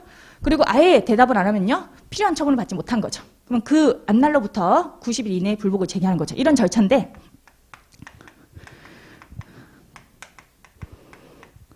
얘가 대답을 해주려고 노력을 해도 2개월 안에는 대답하기가 곤란한 상황이라는 거예요. 그러면 얘 같은 경우에 과거에는 2개월 안에 대답하기 곤란한 상황이면 가만히 묵묵부답으로 있었어요. 묵묵부답으로 아무런 얘기도 안 하고 있었는데, 이제는 결정이 좀 곤란한 상황이라도 진행 상황을 알려주는 안내 통지라도 해라라는 거죠. 안내 통지를 해서 내가 결정을 못했다. 그래서 이러한 상황으로 결정을 못했다라는 안내 통지를 하면서 이제 결정 기간이 지났으니까 지난 날부터는 불복 청구라는 것을 할 수 있습니다. 그런 것도 알려주고, 아시겠죠? 그래야지 납세자가 이거 대답을 안 하고 있으면 계속 기다리잖아요. 기다리고 불복을 할 수 있는 건지 그것도 잘 모르고 있잖아요. 납세자는. 그렇다 보니까 불복을 제기할 수 있다. 이제부터 그런 내용까지도 안내를 좀 해달라는 거죠. 거기 그런 안내 통지가 하나 더 신설이 된 거예요. 동그라미 1번에 보시면 결정 또는 경정의 청구를 받은 세무서장은 그 청구를 받은 날부터 2개월 이내 과세표준 세액을 결정하거나 경정해가지고 결정 또는 경정하여야 할 이유가 없다는 뜻을 그 청구자한테 통지해야 한다. 그러니까 결정 또는 경정하거나, 이까지는 이유가 있다는 거죠. 이유가 있어가지고 고쳐줄게 이런 통지, 아니면 결정 또는 경정하여야 할 이유가 없다 이런 통지. 그러니까 둘 중에 하나는 해야 한다는 거죠. 고쳐줄게, 안 고쳐줄게 이런 식으로. 고쳐주겠다, 못 고쳐주겠다 이런 식으로 대답을 해야 되는데, 다만 청구를 한 자가 2개월 이내에 아무런 통지를 받지 못했다는 거죠. 그럼 통지를 받기 전이라도 2개월이 되는 날의 다음 날부터 요 결정 기간 그게 지나버리면요, 그때부터는 불복을 제기할 수 있다. 그 내용이 나오죠. 근데 아무런 통지가 그 옆에 가로 안의 문구 동그라미 2번이 신설되면서 가로 안의 문구가 생긴 거예요. 동그라미 2에 따른 통지는 제외한다. 이 동그라미 2에 따른 통지는 이게 고쳐줄 거야, 안 고쳐줄 거야 이게 아니라 안내 통지. 동그라미 2번 보시면요, 결정 또는 경정에 청구를 받은 세무서장은 위 1의 기간, 2개월이죠. 2개월 이내에 과세표준 세액의 결정 또는 경정이 곤란한 경우에는 청구를 한 자에게 관련 진행 상황 및 불복 청구, 그거를 할 수 있다는 사실을 통지한다. 이런 안내 통지라는 절차가 생겨난 거죠. 요거는 납세자 권리를 좀 위해서, 권익을 보호하기 위해서 이런 안내 통지라는 것을 좀 해주자. 이렇게 진행사항이라도 통지를 하면 납세자 측면에서 되게 좋거든요. 여러분들이 또 뭐 책 언제 나오나요? 이러면 또 빨리 얘기를 해줘야지만, 책이 좀 늦게 나옵니다. 이런 것도 빨리 얘기를 해줘야지만 이제 안심을 하죠. 일단 늦게 나온다고 해도 알아야 되잖아. 그죠? 알 거리가 있으니까. 늦게 나온다고 해도 알 권리가 있으니까 제가 언제 나옵니다 이렇게 대답을 꼭 해줘야 되더라고요. 저도 책이 언제 나오는지 잘 몰라 사실은 나도 왜냐면 이게 출판사가 진행되다 보면 이게 재본소 거치고 이렇게 유통되고 이러다 보면은 그 며칠 더 걸리는데 예상하기가 좀 힘들어요. 그래서 근데 여러분들이 또 알 권리가 있으니까 대충 잡아가지고 올리거든요. 대충 이쯤에 나올 거다 이렇게 날짜를 아무 때나 잡아가지고 그쯤에 나오지 않을까 제 생각으로 넷피셜이라고 하죠. 넷피셜로 올리는데 항상 예상이 빗나가더라고요. 죄송하게도. 그래서 내가 올리는 그 예상하고 빗나가서 좀 더 늦게 나오긴 하더라고요. 그러니까 그거는 그래서 제가 맨날 거기다 밑에다가 출판사 사정으로 출간일은 변동될 수 있습니다. 그 맨날 적어놓긴 하거든요. 그게 그냥 거짓말이 될 수가 있으니까 이게 변동될 수 있다 그런 얘기 적어놓긴 하는데 항상 이제 왜 선생님이 얘기한 날짜 안 나오냐고 그렇게 얘기를 하시죠. 제가 예상한 거랑 좀 달라요. 항상 저도 예상한 게 맨날 빗나가가지고 안타까운데 제가 예상하는 거랑 좀 다르더라고요. 그게 유통되는 시간도 있고 뭐 재본하는 시간도 있고 재본소 막히는 시간도 있어요. 재본소가 약간 너무 바쁘다 보면은 우리 거 뒤에 좀 미루거든요. 일정을. 그렇다 보니까 그게 한 번씩 미뤄지는 경우도 있고 출판사 거치고 이렇게 하다 보면은 제가 예상하는 그 시점보다 조금 더 늦게 나오는 경향이 있어가지고 그건 좀 봐주셨으면 합니다. 아시겠죠? 저도 최선을 다하고요. 최선을 빨리 나오게 해달라고 출판사에도 연락을 많이 하고 그렇게 하지만 그 예상이 자꾸 빗나가가지고 저도 힘들어요. 괴롭습니다. 괴로워 죽겠어요. 자, 아무튼 이런 안내 통지 해줘야 한다는 거죠. 당연한 거고. 5페이지에 7번 이제 상속세, 증여세 신고 납부 후 재산가액을 경정하는 경우 납부지원 가산세를 면제하겠다. 요거 뭐 상증세는 우리 세무사 시험 범위는 아니에요. 근데 회계사 시험 범위이기도 하고 그리고 뭐 세무사 시험 범위는 아니라고 해도 이거는 국기법 내용이라 가지고 알고는 있어야 돼요. 별거 아닌데 상증세 뭐 관련이라고 해도 국기법 내용은 무조건 챙겨가셔야 돼요. 상증세법에 따라 상속세, 증여세를 신고를 했다는 거죠. 원래 얘가 신고로서 납세의무가 확정되는 세목은 아니에요. 정부 부과 세목이라 가지고 신고는 협력 의무에 불과하거든요. 자료를 제출하는 의무에 불과하죠. 그 자료를 제출하면 국가가 결정을 해주고요. 결정하는 때 그때 납세의무가 비로소 확정이 되는 건데 아무튼 신고 의무가 있어요. 신고. 대충이라도 이렇게 신고를 해줘야 한다는 거죠. 신고한 자가 법정 신고 기한까지 상증세를 납부를 했어요. 잘 납부를 했다는 거죠. 법정 신고 기한 이후에 상속재산, 증여재산을 평가해가지고 과세표준과 세액을 경정한 경우에는 납부지원 관세를 적용하지 아니한다. 면제를 하겠다는 거죠. 이게 왜 그러냐면 이게 평가 관련해서는 좀 애매한 부분이 없지 않아 있다는 거죠. 나는 신고할 때 내가 생각했을 때는 이게 제대로 평가한 걸로 봐가지고 그 금액으로 잘 신고를 한 거예요. 적법하게. 그렇게 신고를 한 건데 근데 평가 가액이 변동이 됐다는 거죠. 나중 가가지고. 그러면 내가 잘못한 건 아니거든요. 근데 이걸 가지고 과소신고를 했다. 그러니까 납부지원 관세를 매기겠다라고 하면 납세자가 되게 억울할 수가 있어요. 이거 나는 그 평가 금액이 맞다라고 봐가지고 신고를 적법하게 했는데 그게 나중 가가지고 좀 평가 금액이 바뀐 거잖아요. 변동된 거죠. 금액 변동으로 인해서 상속세가 과소신고가 된 거예요. 금액 변동으로 상속세 재산 평가가 쉽지가 않거든요. 실제로 건물이 얼마야? 얼마인지 어떻게 알아? 정확하게 모르니까 그 평가하는 것 자체가 조금 애매할 수가 있다 보니 그 평가가액 변동으로 인해서 과소신고가 됐을 경우에 납부지원 가산세만은 적용하지 않을게 그런 식으로 되어 있죠. 그 개정 이유도 납부지원에 대한 납세자 기책 사유가 없다고 되어 있죠. 그래서 요거는 납부지원 가산세는 면제를 한다. 그렇게 이해하시면 돼요. 납부지원 가산세를 적용하지 않는다. 그리고 얘는 뭐 신고로서 납세 의무가 확정되는 게 아니라 가지고 요거 같은 경우 결정 경정으로 확정되는 거니까요. 요까지는 봐준다는 거예요. 납부지원 가산세를 따로 적용할 이유가 없습니다. 그 다음에 인지세에 대한 납부지원 가산세 세율 차등 적용 이런 게 나오죠. 요거는 인지세가 되게 특이하게 되어 있어요. 납부지원 가산세가 우리가 원래 일반적인 납부지원 가산세는 미납세액의 만분의 2.5 때리고 미납 일수 이렇게 때리잖아요. 그런데 인지세에 대해서는 그냥 미달 납부세액의 300% 때리도록 되어 있어요. 300%. 인지세는 납부지원 가산세. 근데 그거를 차등해서 얘가 조금 조기에 납부를 했다라고 하면요. 그러면 100%, 200% 이런 식으로 300%까지는 안 갖게 그런 내용이 만들어진 거죠. 중요한 내용은 아니에요. 거기 보시면 뭐 제가 표로 만들어놨죠. 법정신고 기한 지난 후 3개월 이내에 요거 납부를 한 경우죠. 그러면 납부지원 가산세는 100%로 할게. 300%까지 안 갖게. 그리고 법정신고 기한이 지난 후 3개월 초과, 6개월 이내면 200% 할게. 6개월 초과하면 300% 할게. 이런 식으로 차등해서 100%, 200%, 300% 구간을 만들어낸 거죠. 가산세 부담이 너무 크니까 그냥 무조건 하루 지났다고 했는데 300% 이렇게 해버리면 너무 심하잖아요. 그렇다 보니까 차등해서 이런 구간을 신설한 겁니다. 자, 그 다음에 6페이지. 실손의료보험금 수령액에 대한 의료비 세액공제 수정신고 시 가산세 면제 사유 추가. 그렇게 되어 있죠.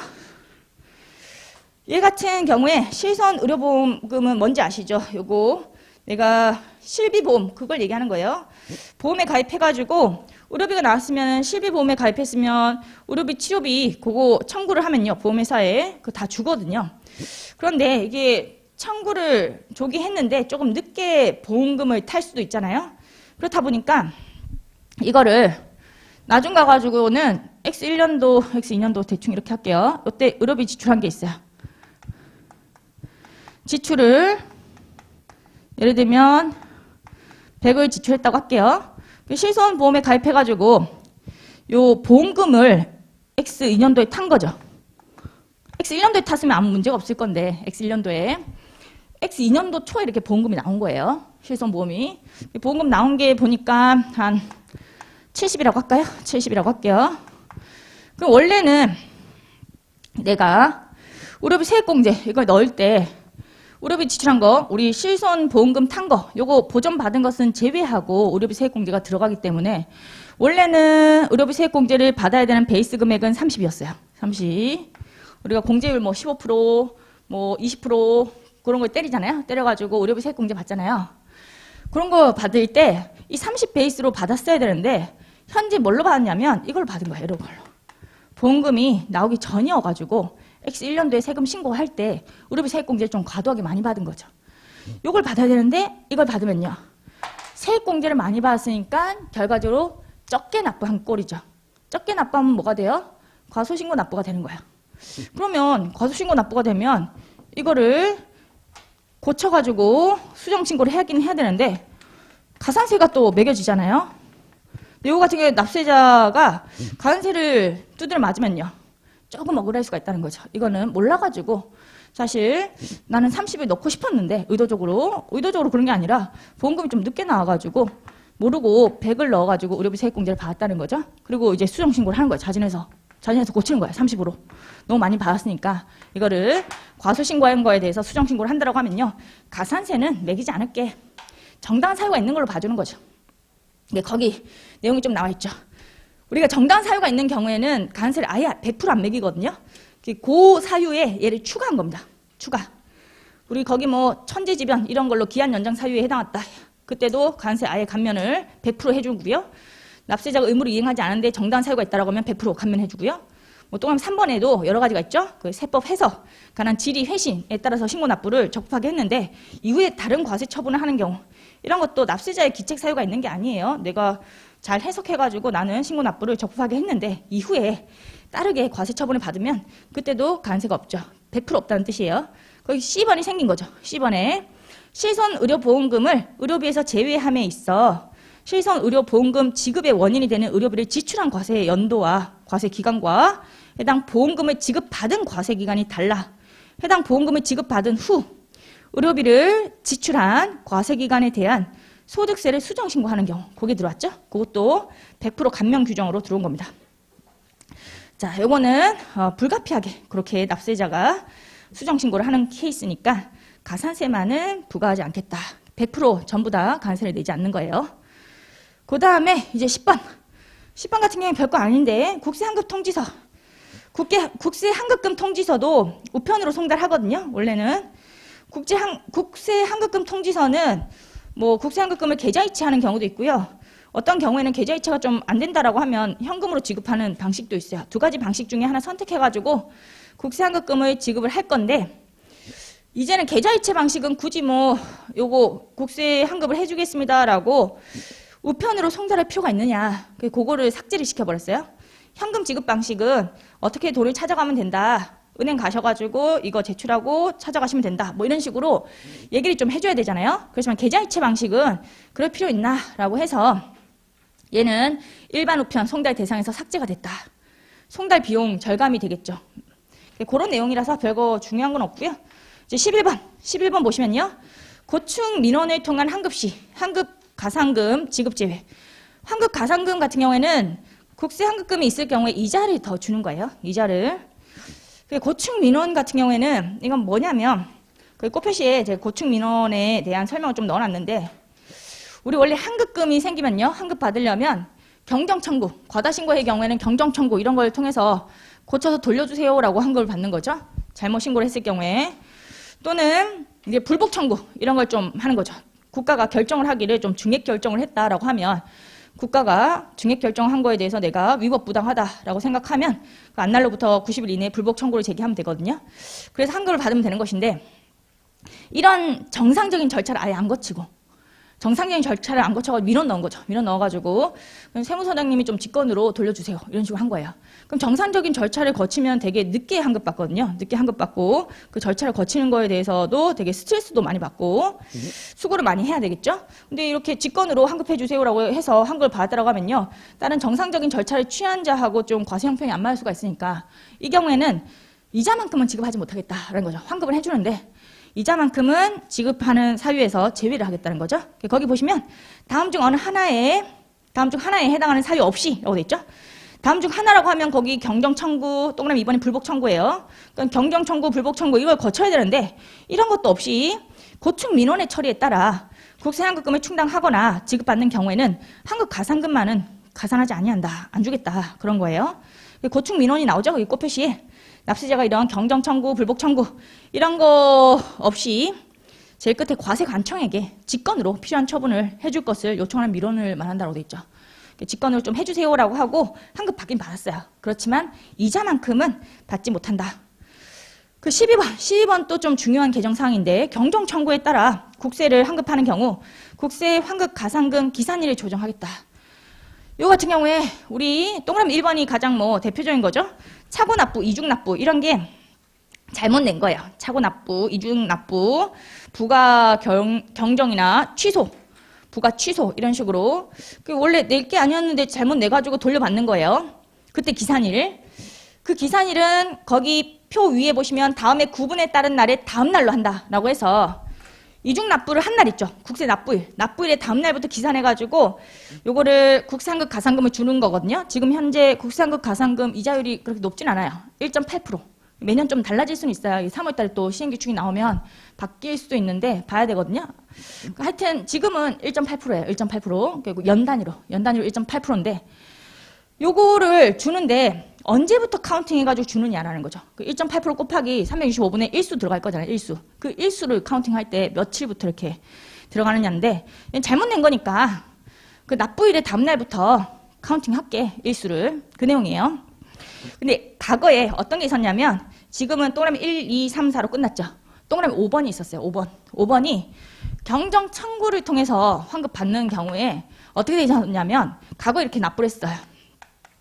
요건 이제 경정 청구니까 아까 동그라미 1번하고 조금 다른 게 동그라미 1번은 내가 좀 잘못 낸 이것도 마찬가지죠. 좀 잘못 낸 거고 이것도 과대 납부를 한 거니까 비슷한 개념이라고 보셔도 되겠습니다. 과대 납부를 한 거죠. 이것도 과대 납부를 한 케이스고요. 과대 신고 이런 걸 해가지고 내가 스스로 잘못 납부를 했다. 그러니까 사실은 거의 동그라미 1번하고 비슷한 컨셉이거든요. 이게 크게 차이나고 그런 컨셉이 아닌데 과거에는 얘만 과대 납부를 하고요. 많이 냈네. 자각을 해가지고 경정 청구를 했어. 경정 청구를 1년 지나고 2년 지나고 이렇게 할 수가 있죠. 경정 청구는 어차피 법정 신고 기한으로부터 5년 내외에 할 수 있거든요. 아시겠죠? 5년 내에 할 수 있으니까 1년 지나고 2년 지나고 나중 가가지고 했다는 거죠. 이때 경정 청구로 돌려봤는데 경정 청구일의 다음 날부터 기산해서 국세환급 가산금을 줬거든요.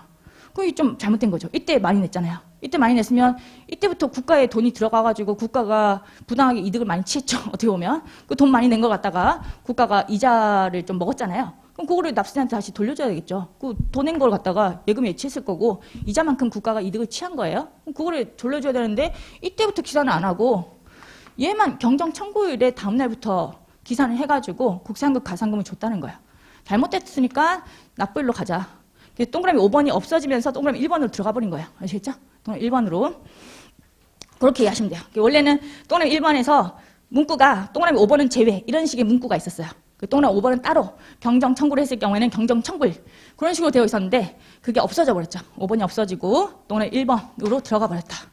요게 바뀐 겁니다. 경정 청구일 다음 날부터 기산하는 게 아니고요. 다음 날은 제일 위에 붙어 있어요. 그 표 위에. 그분에 따른 날이 다음 날도 체크하시고 원래는 경정 청구일의 다음 날부터였는데 국세 납부일의 다음 날 그런 식으로 이해하시면 되겠고 거기에 꽃표시에 넣어놨죠. 그 5번이 삭제가 돼가지고 얘는 꽃표시에 따로 표현을 좀 해놨습니다. 경정 청구에 따른 경정으로 환급하는 경우에도 위 동그라미 1에서 정한 날에 다음 날을 국세 환급 가산금의 기산일로 한다. 그렇게 넣어놨죠. 자, 그렇게 보시면 되겠고 그 다음에 동그라미 4번 문구가 좀 바뀌었어요. 동그라미 4번에 요건 이제 환급세. 이거는 1번하고 좀 달라요. 동그라미 1번하고 개념이 1번은 잘못 낸 거 실수로. 1번은 실수로 잘못 내가지고 국세 납부일에 다음 날부터 기산이 되는 것이고 동그라미 4번은 법이 나오죠. 법에 따라서 적법하게 환급세액이 나온 거예요. 뭐 예를 들면 중간연합세액이 너무 많았다는 거죠. 중간연합세액이 너무 많았다. 또는 뭐 부가가치세 같은 경우에도 요 환급세액이 발생하는 경우가 있죠. 매입세액이 매출세액을 초과했다. 이런 경우. 적법하게. 중간연합세액 같은 경우에 이게 150을 냈어. 근데 실제 우리 내야 될 세금, 납부세액이 계산해보니까 소득세 100이었다는 거지. 그럼 이걸 빼면은 환급세액이 뜨는 거잖아요. 이건 세법상의 계산 구조상으로 환급세액이 뜬 거예요. 내가 실수로 잘못 낸 게 아니라는 거죠. 법에 따라서 세금 신고를 해보니까 환급세액 뜬 거예요. 이런 걸 얘기하는 거고요. 그러니까 1번하고는 좀 다르죠. 동그라미 1번은 그냥 실수로 잘못 낸 거예요. 요거는 제대로 낸 거예요. 제대로 환급세액이 나온 거. 얘는 이제 환급 결정일로부터 30일 이내에 환급해주겠다. 뭐 이런 규정이 있고 또 30일이 지난 날에 다음 날부터 30일이 지난 날에 다음 날부터 국세 환급 가산금도 카운팅해서 주겠다. 그렇게 되어 있거든요. 근데 그거에 문구가 하나 더 추가가 됐죠. 일단 거기 보시면 신고를 한 날 또는 신청을 한 날부터 30일이 지난 날 30이 뜨죠. 이거 원래 있던 규정이에요. 30일이 지난 날 그때부터 그때 이제 다음 날이겠죠. 정확하게는 지난 날에 다음 날부터 국세 환급 가산금이 기산이 되는 것이고 자 그리고 또 신고를 안 하면 신고를 하면 뭐 신고한 날부터 30일이 지난 날이고 법정 신고 기한까지 신고를 안 하면 또 30일이 나오는데 그때는 결정으로 인해서 발생한 환급세액을 환급할 때는 결정일부터 30일이 지난 날. 그러니까 신고하면 신고한 날부터 30일. 결정을 하면 결정일부터 30일. 일단 30일이 나오는 것은 원래 있던 규정이에요. 거기 대가로 안에 있는 문구가 새로 생긴 거죠. 세법에서 환급 기한을 정하고 있는 경우에는 그 환급 기한의 다음 날로 하겠다. 왜 그러냐면 우리 부가가치세 같은 경우에 조기 환급 이런 게 있잖아요. 조기 환급 같은 경우에는 법에 정하기를 10월 이내에 환급해 줄게 라고 했잖아요. 10월 이내. 근데 왜 30일이 지나고 그때부터 국세 환급 가산금을 기산하느냐라는 거죠. 말이 안 된다. 그 15일이 지나면 이제 부가가치세, 조기 환급세액을 빨리 환급을 해줘야 되는데 15일이 지나도록 환급 안 해줬다는 거예요. 아시겠죠? 환급 안 해주면은 이때는 이자까지 줘야 되는 거예요. 10월 내에 환급을 해주면 그때는 이자 안 줘도 돼요. 아시겠죠? 그때는 원래부터 10월 이내에 환급해 주는 거였으니까 적법하게. 또 뭐 부가가치세 일반 환급은 원래부터 30일이었으니까 문제가 없는데 아시죠? 일반 환급은 우리 확정신고 기한으로부터 30일 이내에 환급하잖아요. 그래서 30일 이내에 환급했으면 국세 환급 가산금 없어요. 이자는 없습니다. 근데 30일이 또 지나고 그 다음 날부터는 국세 환급 가산금이 하루씩 붙어가지고 그걸 받을 수가 있다는 거죠. 근데 조기 환급은 15일 내에 주기로 해놓고 15일이 지나버린 거죠. 그럼 왜 국세 환급 가산금은 네가 잘못해놓고 30일부터 카운팅하느냐라는 거죠. 말이 안 된다는 거죠. 잘못된 거였어요. 잘못된 거였는데 그거를 고친 거예요.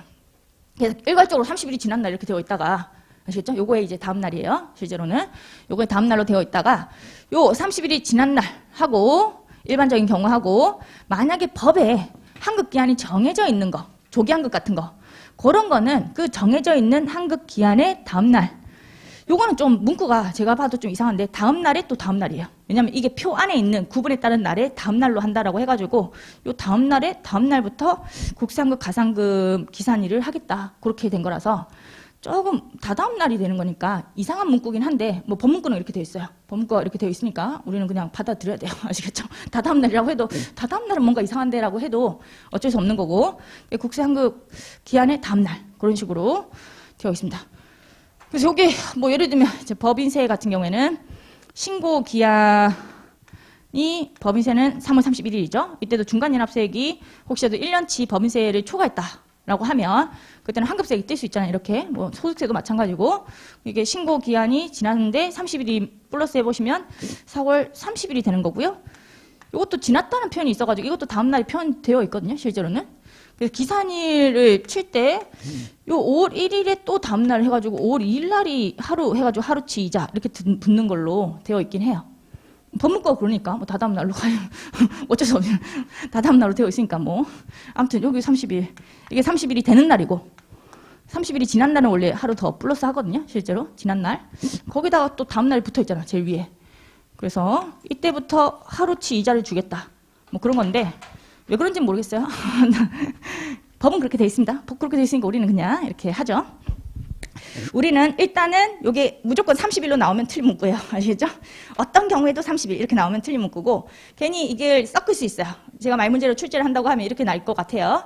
세법에서 환급기한을 정하고 있는 경우에도 요 신고 기한으로부터 30일이 지난 날의 다음 날부터 국세환급 가산금을 기산한다. 이렇게 나올 것 같아요. 그럼 틀린 지문이죠?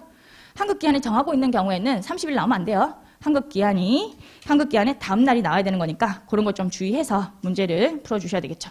또는 이 경우에도 괜히 이거는 정상적으로 환급세액이 나온 건데 동그라미 1번에 갖다 붙일 수 있어요. 동그라미 1번에 갖다 붙여가지고 국세 납부일이라는 식으로 또 괜히 동그라미 4번은 적법하게 환급세액이 나온 거고 동그라미 1번은 실수로 환급세액이 나온 거예요.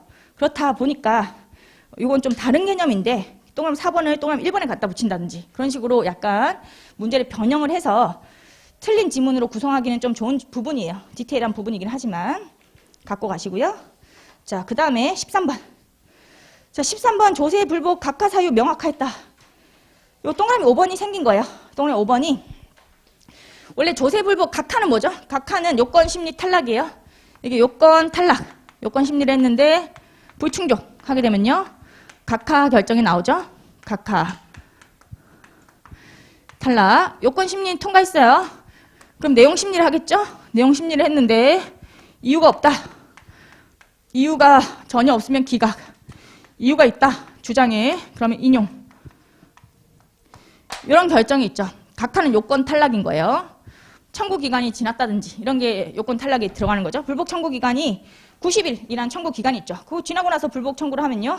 소용없는 거예요. 요건 탈락으로 아예 내용도 보지 않겠다라는 건데 그 여러 가지가 있죠. 거기서 동그라미 5번이 원래 대통령령으로 정하겠다라고 해놓고 실제로 시행령에 아무것도 안 정하고 있다가 이번에 신설이 된 겁니다. 좀 구체적으로 이런 경우에 각하다. 동그라미 1번부터 4번 규정에 따른 경우와 유사한 경우로서 다음에 어느 하나에 해당하는 경우라고 해서 불복 청구의 대상이 되는 처분이 존재하지 아니하는 경우 당연한 거죠. 각하죠.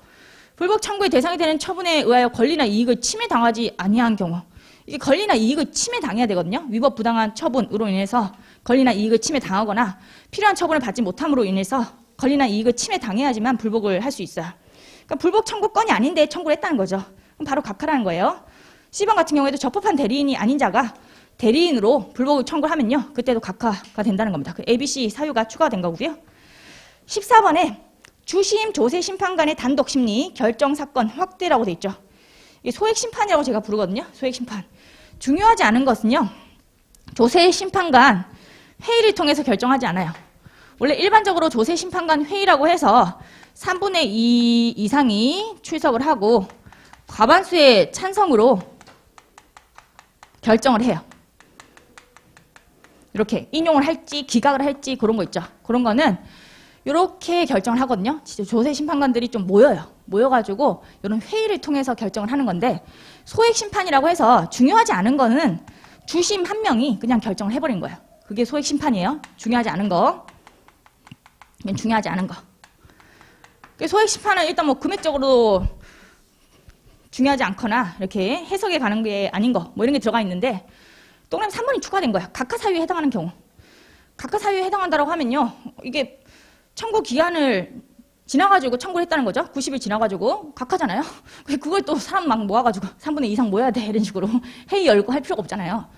그래서 각하 사유에 해당하는 경우가 또 3번에 추가됐고 옛날에도 원래는 법문구에서 청구 기간이 지났으면 그때는 소액 심판으로 한다 그런 내용이 있긴 했었어요.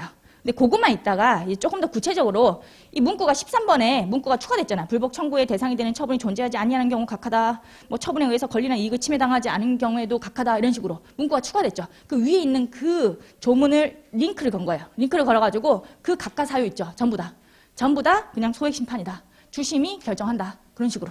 이해가시죠? 옛날에는 표현이 하나밖에 없었어. 그냥 청구 기간이 지나가지고 청구를 하면 그때는 주심이 소액 심판으로 결정한다. 그렇게만 문구가 되어 있었는데 그거를 각하 사유가 여러 개가 생김으로써 각하 결정 사유는 전부 다 소액 심판으로 결정하겠다. 확대를 했다라고 표현되어 있죠. 자, 그 다음에 이제 15번. 15번 전혀 중요하지 않아요. 뭐 관세, 지방세, 경력, 조세 심판관에 대한 업무 범위 제한하겠다. 제목만 읽으시면 돼요. 제목. 뭔 얘기냐면 이제 국세에 대해서 전혀 잘 모르는 사람인데 국세 불복이 들어온 거야. 법인세, 소득세 불복이 들어왔는데 관세 쪽 경력이 있으신 분하고 지방세 쪽 경력이 있으신 분이 너무 발언권이 세면 안 되죠. 그죠? 국세는 이렇게 돼야 돼 이런 식으로 업무를 좀 제한하겠다는 거죠. 이쪽을 잘 모르시니까 국세 쪽은 그런 내용이 좀 들어간 건데 전혀 중요한 부분이 아니고요. 시험 목적상으로는 중요하지 않지만 개정돼가지고 넣은 거고요. 참고하시라고 보십시오. 16번에 세무조사의 사전 통지 항목 추가했다. 세무조사 같은 경우에 나오기 전에 15일 전에 사전 통지란 걸 하죠. 그때 여러 가지를 통지서에 문서로 적어야 돼요. 문서로 적어서 그거를 보내줘야 되는 것인데 거기에 과세기간도 좀 적어야 한다. 그게 추가된 겁니다. 거기 보시면 납세자, 성명, 주소, 고소 이런 것도 문서에 적히고요. 조사기간, 조사대상, 세목, 조사 사유, 부분조사를 실시하는 경우에 부분조사의 범위 이런 게 적히는데 과세기간도 적으라는 거죠. 2018년도 법인세 요거에 대해서 세무조사 하겠습니다. 이런 식으로 몇 년도인지 그거 알려주라는 거예요. 그게 너무 없다가 넣은 거죠. 당연히 들어가야 되는 부분이에요. 법인세를 세무조사하는데 2019년도 건지 2018년도 건지 그거 모르면 안 되잖아요. 그래서 그거는 당연히 알 권리가 있으니까 넣어줘야 된다는 것이고 그 다음에 17번에 부분조사 사유 확대. 부분조사 사유가 하도 많아요. 어차피 기존 내용도 모르실 거예요. 그래가지고 거기 또 6번에 C가 추가됐습니다. C 한번 읽어보세요. 읽어보시면 되겠고요. 원래는 통합조사가 원칙인데 일정한 경우에는 막 부분조사 할 수 있거든요. 그 부분조사 사유들이 쫙 열거가 되어 있는데 이건 한번 읽어보셔야 되는 부분이라서 자 이제 18번 보죠. 18번에 결과통지 항목 추가 명확하라고 되어 있는데 이것도 또 납세자의 알 권리 그런 걸 위해서 조금 더 결과통지할 때 자세히 가산세 매기면 가산세 종류, 근거 법령 이런 것 좀 적어주라. 그런 게 들어왔어요. 동그라미 4번에 가로 안에 문구 근거 법령 조항 과세표준, 세액 계산 기초가 되는 구체적 사실. 왜 세금이 1억 더 나오냐 이런 거 있잖아요. 그리고 납세자가 알 권리가 있잖아요. 1억이 더 때려질 거다 이런 식으로 결과 통지를 하게 되면 납세자가 되게 저항이 클 수가 있어요.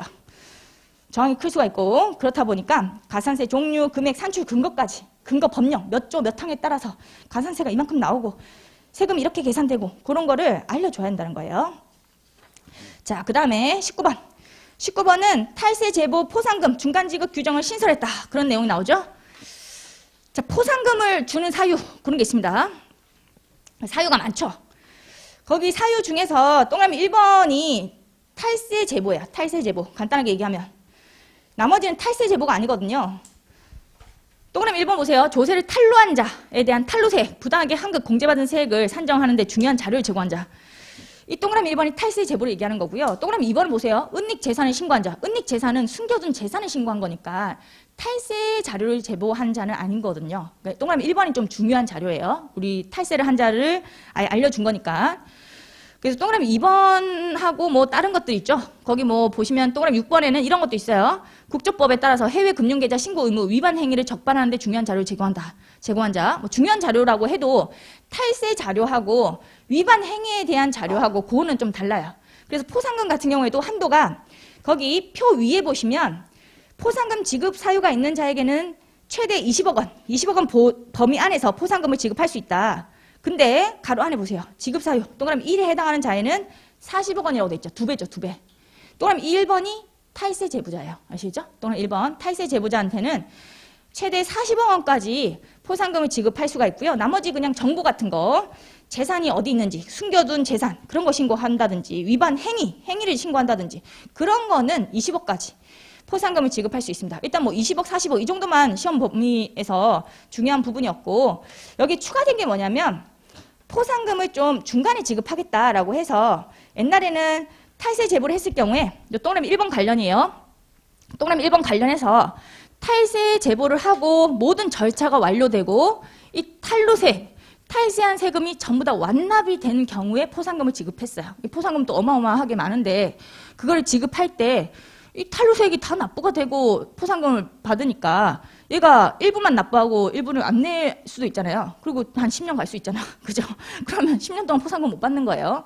그렇다 보니까 중간에 좀 지급하자. 이렇게 포상금 지급을 좀 하는 식으로 중간에도 지급하고 해야지만 이런 제보가, 탈세 제보가 활성화되지 않을까라는 거죠. 이렇게 되게 금액은 최대 40억까지 줄 수 있다라고 만들어 놓고 실제 실효성은 거의 없는 거예요. 이게 완납이 돼야지만 그 되는 건데 대부분 탈세하는 사람들은요. 완납 안 하죠. 거의 일부분도 잘 안 내요. 그렇다 보니까 이거 같은 경우에 이걸 제보해봤자 막 기다려야 돼. 엄청나게. 포상금 언제 나오나 맨날 기다려야 돼요. 중간 지급하는 것을 좀 추가를 한 거고요. 완납이 안 되더라도 일부라도 납부가 되면요. 그 납부 금액의 일정 비율 때려가지고 요 포상금을 줄 테니까 제보를 많이 해달라. 동그라미 1번 관련이라고 생각하시면 돼요. 요거는 거기 보시면 사실은 그 다음 페이지 12페이지 보시면요. 표 있죠. 표. 이게 최대 40억이라 가지고 실제로는 거기 지급률이 따로 있어요. 구간별로 있죠. 거기 표 보시면 탈루세액 등이 납부된 금액 해서 뭐 5천만 원 이상, 5억 원 이하. 일단 5천만 원 미만이면 아예 포상금 지급 제외거든요. 그래서 구간이 처음부터 5천만 원 이상부터 시작합니다. 5천만 원 이상, 5억 원 이하면요 20% 지급하죠. 그런 식으로. 그런데 그 표 위에 제가 계정 딱지 붙여놓은 데가 탈루세액 등이 납부된 금액이라고 붙여져 있죠. 이게 과거에는 그 표 위에 구분이 탈루세액이라고 돼 있었어요. 탈루세액. 탈루세액의 일정률이었거든요. 그게 아니고 실제로 납부한 거. 얘가 탈루를 한 아예 세금을 100억 안 내고 있어. 100억을 안 내고 있다가 얘가 중요 자료를 제보를 해가지고 한 2억을 냈어. 그거의 퍼센티지 이렇게 때리는 거예요. 이거는 이 탈루세액 베이스로 하면 너무 또 큰 데다가 얘가 또 안 내고 있으면 포상금 어차피 못 받아요. 안 내고 있으면 완납이 돼야지만 내는 거라 가지고 포상금을 옛날에는 완납 다 되고 모든 절차가 완료되면 줬거든요. 근데 이제 2억이라도 내면 퍼센티지 이거 때려가지고 줄게. 그런 뜻이에요. 그래서 그렇게 이해를 하시면 되겠고 그 위에 문구가 바뀐 게 사실은 큰 거죠. 탈루세액이 아니고 납부세액 베이스로 해서 중간에 또 지급할게. 그런 거라고 이해하시면 되는 부분이고요. 그 다음에 뭐 11페이지에는 그것도 이제 약간 절차 규정상으로도 약간 완납이 되고 나서 지급할게 그게 아니고요. 포상금 지급 사유 그 밑에 꽃표시에 국세청장은 다음에 구분에 따른 날이 속하는 달의 말일부터 2개월 이내에 포상금을 지급해야 한다라고 해서 위 동그라미 1에 따른 포상금 요게 바뀐 거예요. 동그라미 1 탈루세액에 대해서 신고를 한 제보자죠. 그 포상금 지급의 신청을 받은 날 그걸로부터 2개월이라는 거죠. 그 받은 날이 속하는 달의 말일로부터 2개월. 신청 받은 날이 속하는 달의 말일로부터 2개월이라는 것이 좀 조기에라고 생각하시면 돼요. 조기에. 얘가 모든 절차가 완료된 그 시점이 아니고 신청을 받은 날이 속하는 달의 말일로부터 2개월 이내에 포상금을 좀 조기에 지급하겠다. 그런 내용이고 신청 절차도 생겼어요. 그래서 요 제보자가 신청을 또 할 수 있게 꽃표시에 신청 절차가 생겼는데 크게 중요한 내용은 아닙니다. 세부적인 내용이니까. 그러니까 과거에는 그냥 국가가 알아서 모든 게 처리를 완료하고 나서 포상금을 지급했는데 이제는 조금 납부되고 나면 포상금 지급 신청을 받아가지고 이렇게 그 지급 신청을 받은 날이 속한 달의 말일로부터 2개월 이내에 조기 지급을 할게. 그런 내용이고 20번 보면요. 소득세 표본 자료 공개 근거 마련했다고 되어 있죠. 이게 소득세 가지고 이제 여러 가지 통계 자료 이런 것도 만들고 표본 자료 샘플링 하는 거죠. 샘플링 해가지고 이제 약간의 소득세 같은 경우에도 필요경비 있죠. 일단 필요경비율 같은 경우에 어떤 납세자는 몇 프로로 신고를 하고 어떤 납세자는 몇 프로 신고하고 그게 다를 거잖아요. 그러면 평균적인 필요경비율을 때려가지고 얘가 탈세를 한 건지를 약간 감을 잡아요.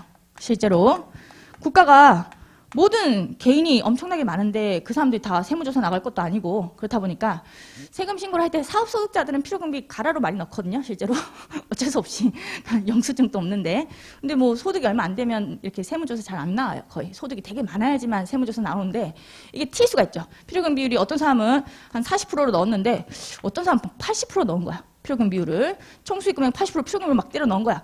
그럼 가라경비 넣었다는 게 너무 명명백백하잖아요. 얘는 세무조사 나가는 거예요. 아시겠죠? 연예인들이 또 거의 표본조사 이런 거 보면은 약간 어떻게 보면 평균 자료가 있죠. 평균적으로 납세자들이 소득이 이 정도면 필요경비율이 20% 뭐 이런 식으로 소득이 좀 높아질수록 필요금 비율이 좀 낮아져야지 맞거든요. 소득은 높은데 필요금 비율이 계속 높다라고 하면 말이 안 되는 거예요. 소득이 많은 경우에 많이 쓰느냐 많이 안 써요. 사실은 소득이 너무 많고 남아도이잖아요. 쓰는 거는 한정적으로 쓰거든요. 그렇다 보니까 뭐 접대비 좀 넣고 뭐 여러 가지 비용들이 좀 넣었다고 하더라도 사실은 필요경비가 더 커질 수가 없어요. 아무리 소득이 많아져도 필요경비는 일정 율 이상으로 올라가질 수는 없어요.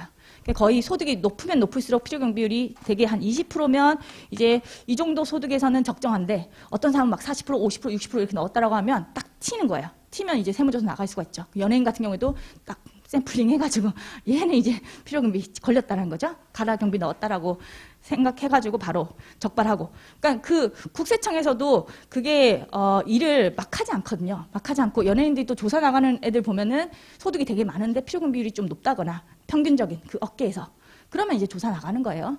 그런 표본 자료가 되게 필요합니다. 소득세 같은 경우에는. 그렇다 보니까 이거를 공개하는데 근거를 좀 마련했다라고 해서 거기 보시면 국세청장은 조세 정책의 평가, 연구를 목적으로 기초 자료를 이용하는 자가 소득세 관련 기초 자료의 일부의 제공을 요구하는 경우에는 표본 자료. 그러니까 여러 사람들이 좀 이게 연구를 많이 하면 국세청한테도 많이 도움이 될 수가 있고요. 민간에서도 이렇게 많이 연구를 하는 게 좋겠죠. 사실상 조세 정책 그런 것도 마련하려면 표본 자료가 좀 필요할 수 있죠. 연구를 하기 위해서. 그래서 이 경우에 샘플링 자료는 그 사용 목적에 맞는 범위에서 개별 납세자의 과세 정보를 직접적 또는 간접적 방법으로 확인할 수 없는 상태로 가공해서 제공해야 한다. 이거는 이제 외부에 제공하는 거니까 샘플링 하는 거는 국세청에서는 다 제공이 되고 있는데 이제 외부로 좀 제공한다고 하면요. 그 사람을 직접적으로 알 수는 없게. 아시겠죠? 알 수는 없게. 이 사람을 알게 되면은 개인정보이기 때문에 비밀 유지 의무를 위반하게 되는 거거든요. 그렇다 보니까 이 사람을 아예 알 수 없게, 이 사람이 누구다 이런 식으로 아예 알려지면은 그 사람의 명예훼손이라든지 그런 게 또 될 수가 있어요. 그래서 아예 직접적, 간접적으로 확인할 수 없는 상태로 가공해서 제공을 할 수 있다는 거죠. 그러니까 과거에는 이렇게 제공할 수 있다는 근거가 없었어요. 근거가 없었지만 이제는 제공할 수 있게 조금은 자기들이 유동성 있게 그렇게 하겠다라는 의미에서 이런 표본 자료라는 것이 공개가 가능하다. 중요한 규정은 아닙니다. 자, 여기까지 해서 국세기본법. 국세기본법은 제가 좀 디테일한 것도 다 넣었는데 사실상은 중요하다고 보여지는 부분이 출자자의 제2찬압 세무. 아시겠죠? 상장법인 제외한다. 요거 말고는 크게 없어요. 사실상은. 요거하고 뭐 12번. 요 경정 청구일이 아니고 국세 납부일. 그리고 한급기한이 정해져 있으면 한급기한의 다음날에 또 다음날 이런 식으로 돼 있는 거. 그게 좀 중요하다고 보여지네요. 자, 국세기본법은 여기까지 하고요. 조금 쉬고 또 진행하도록 하죠.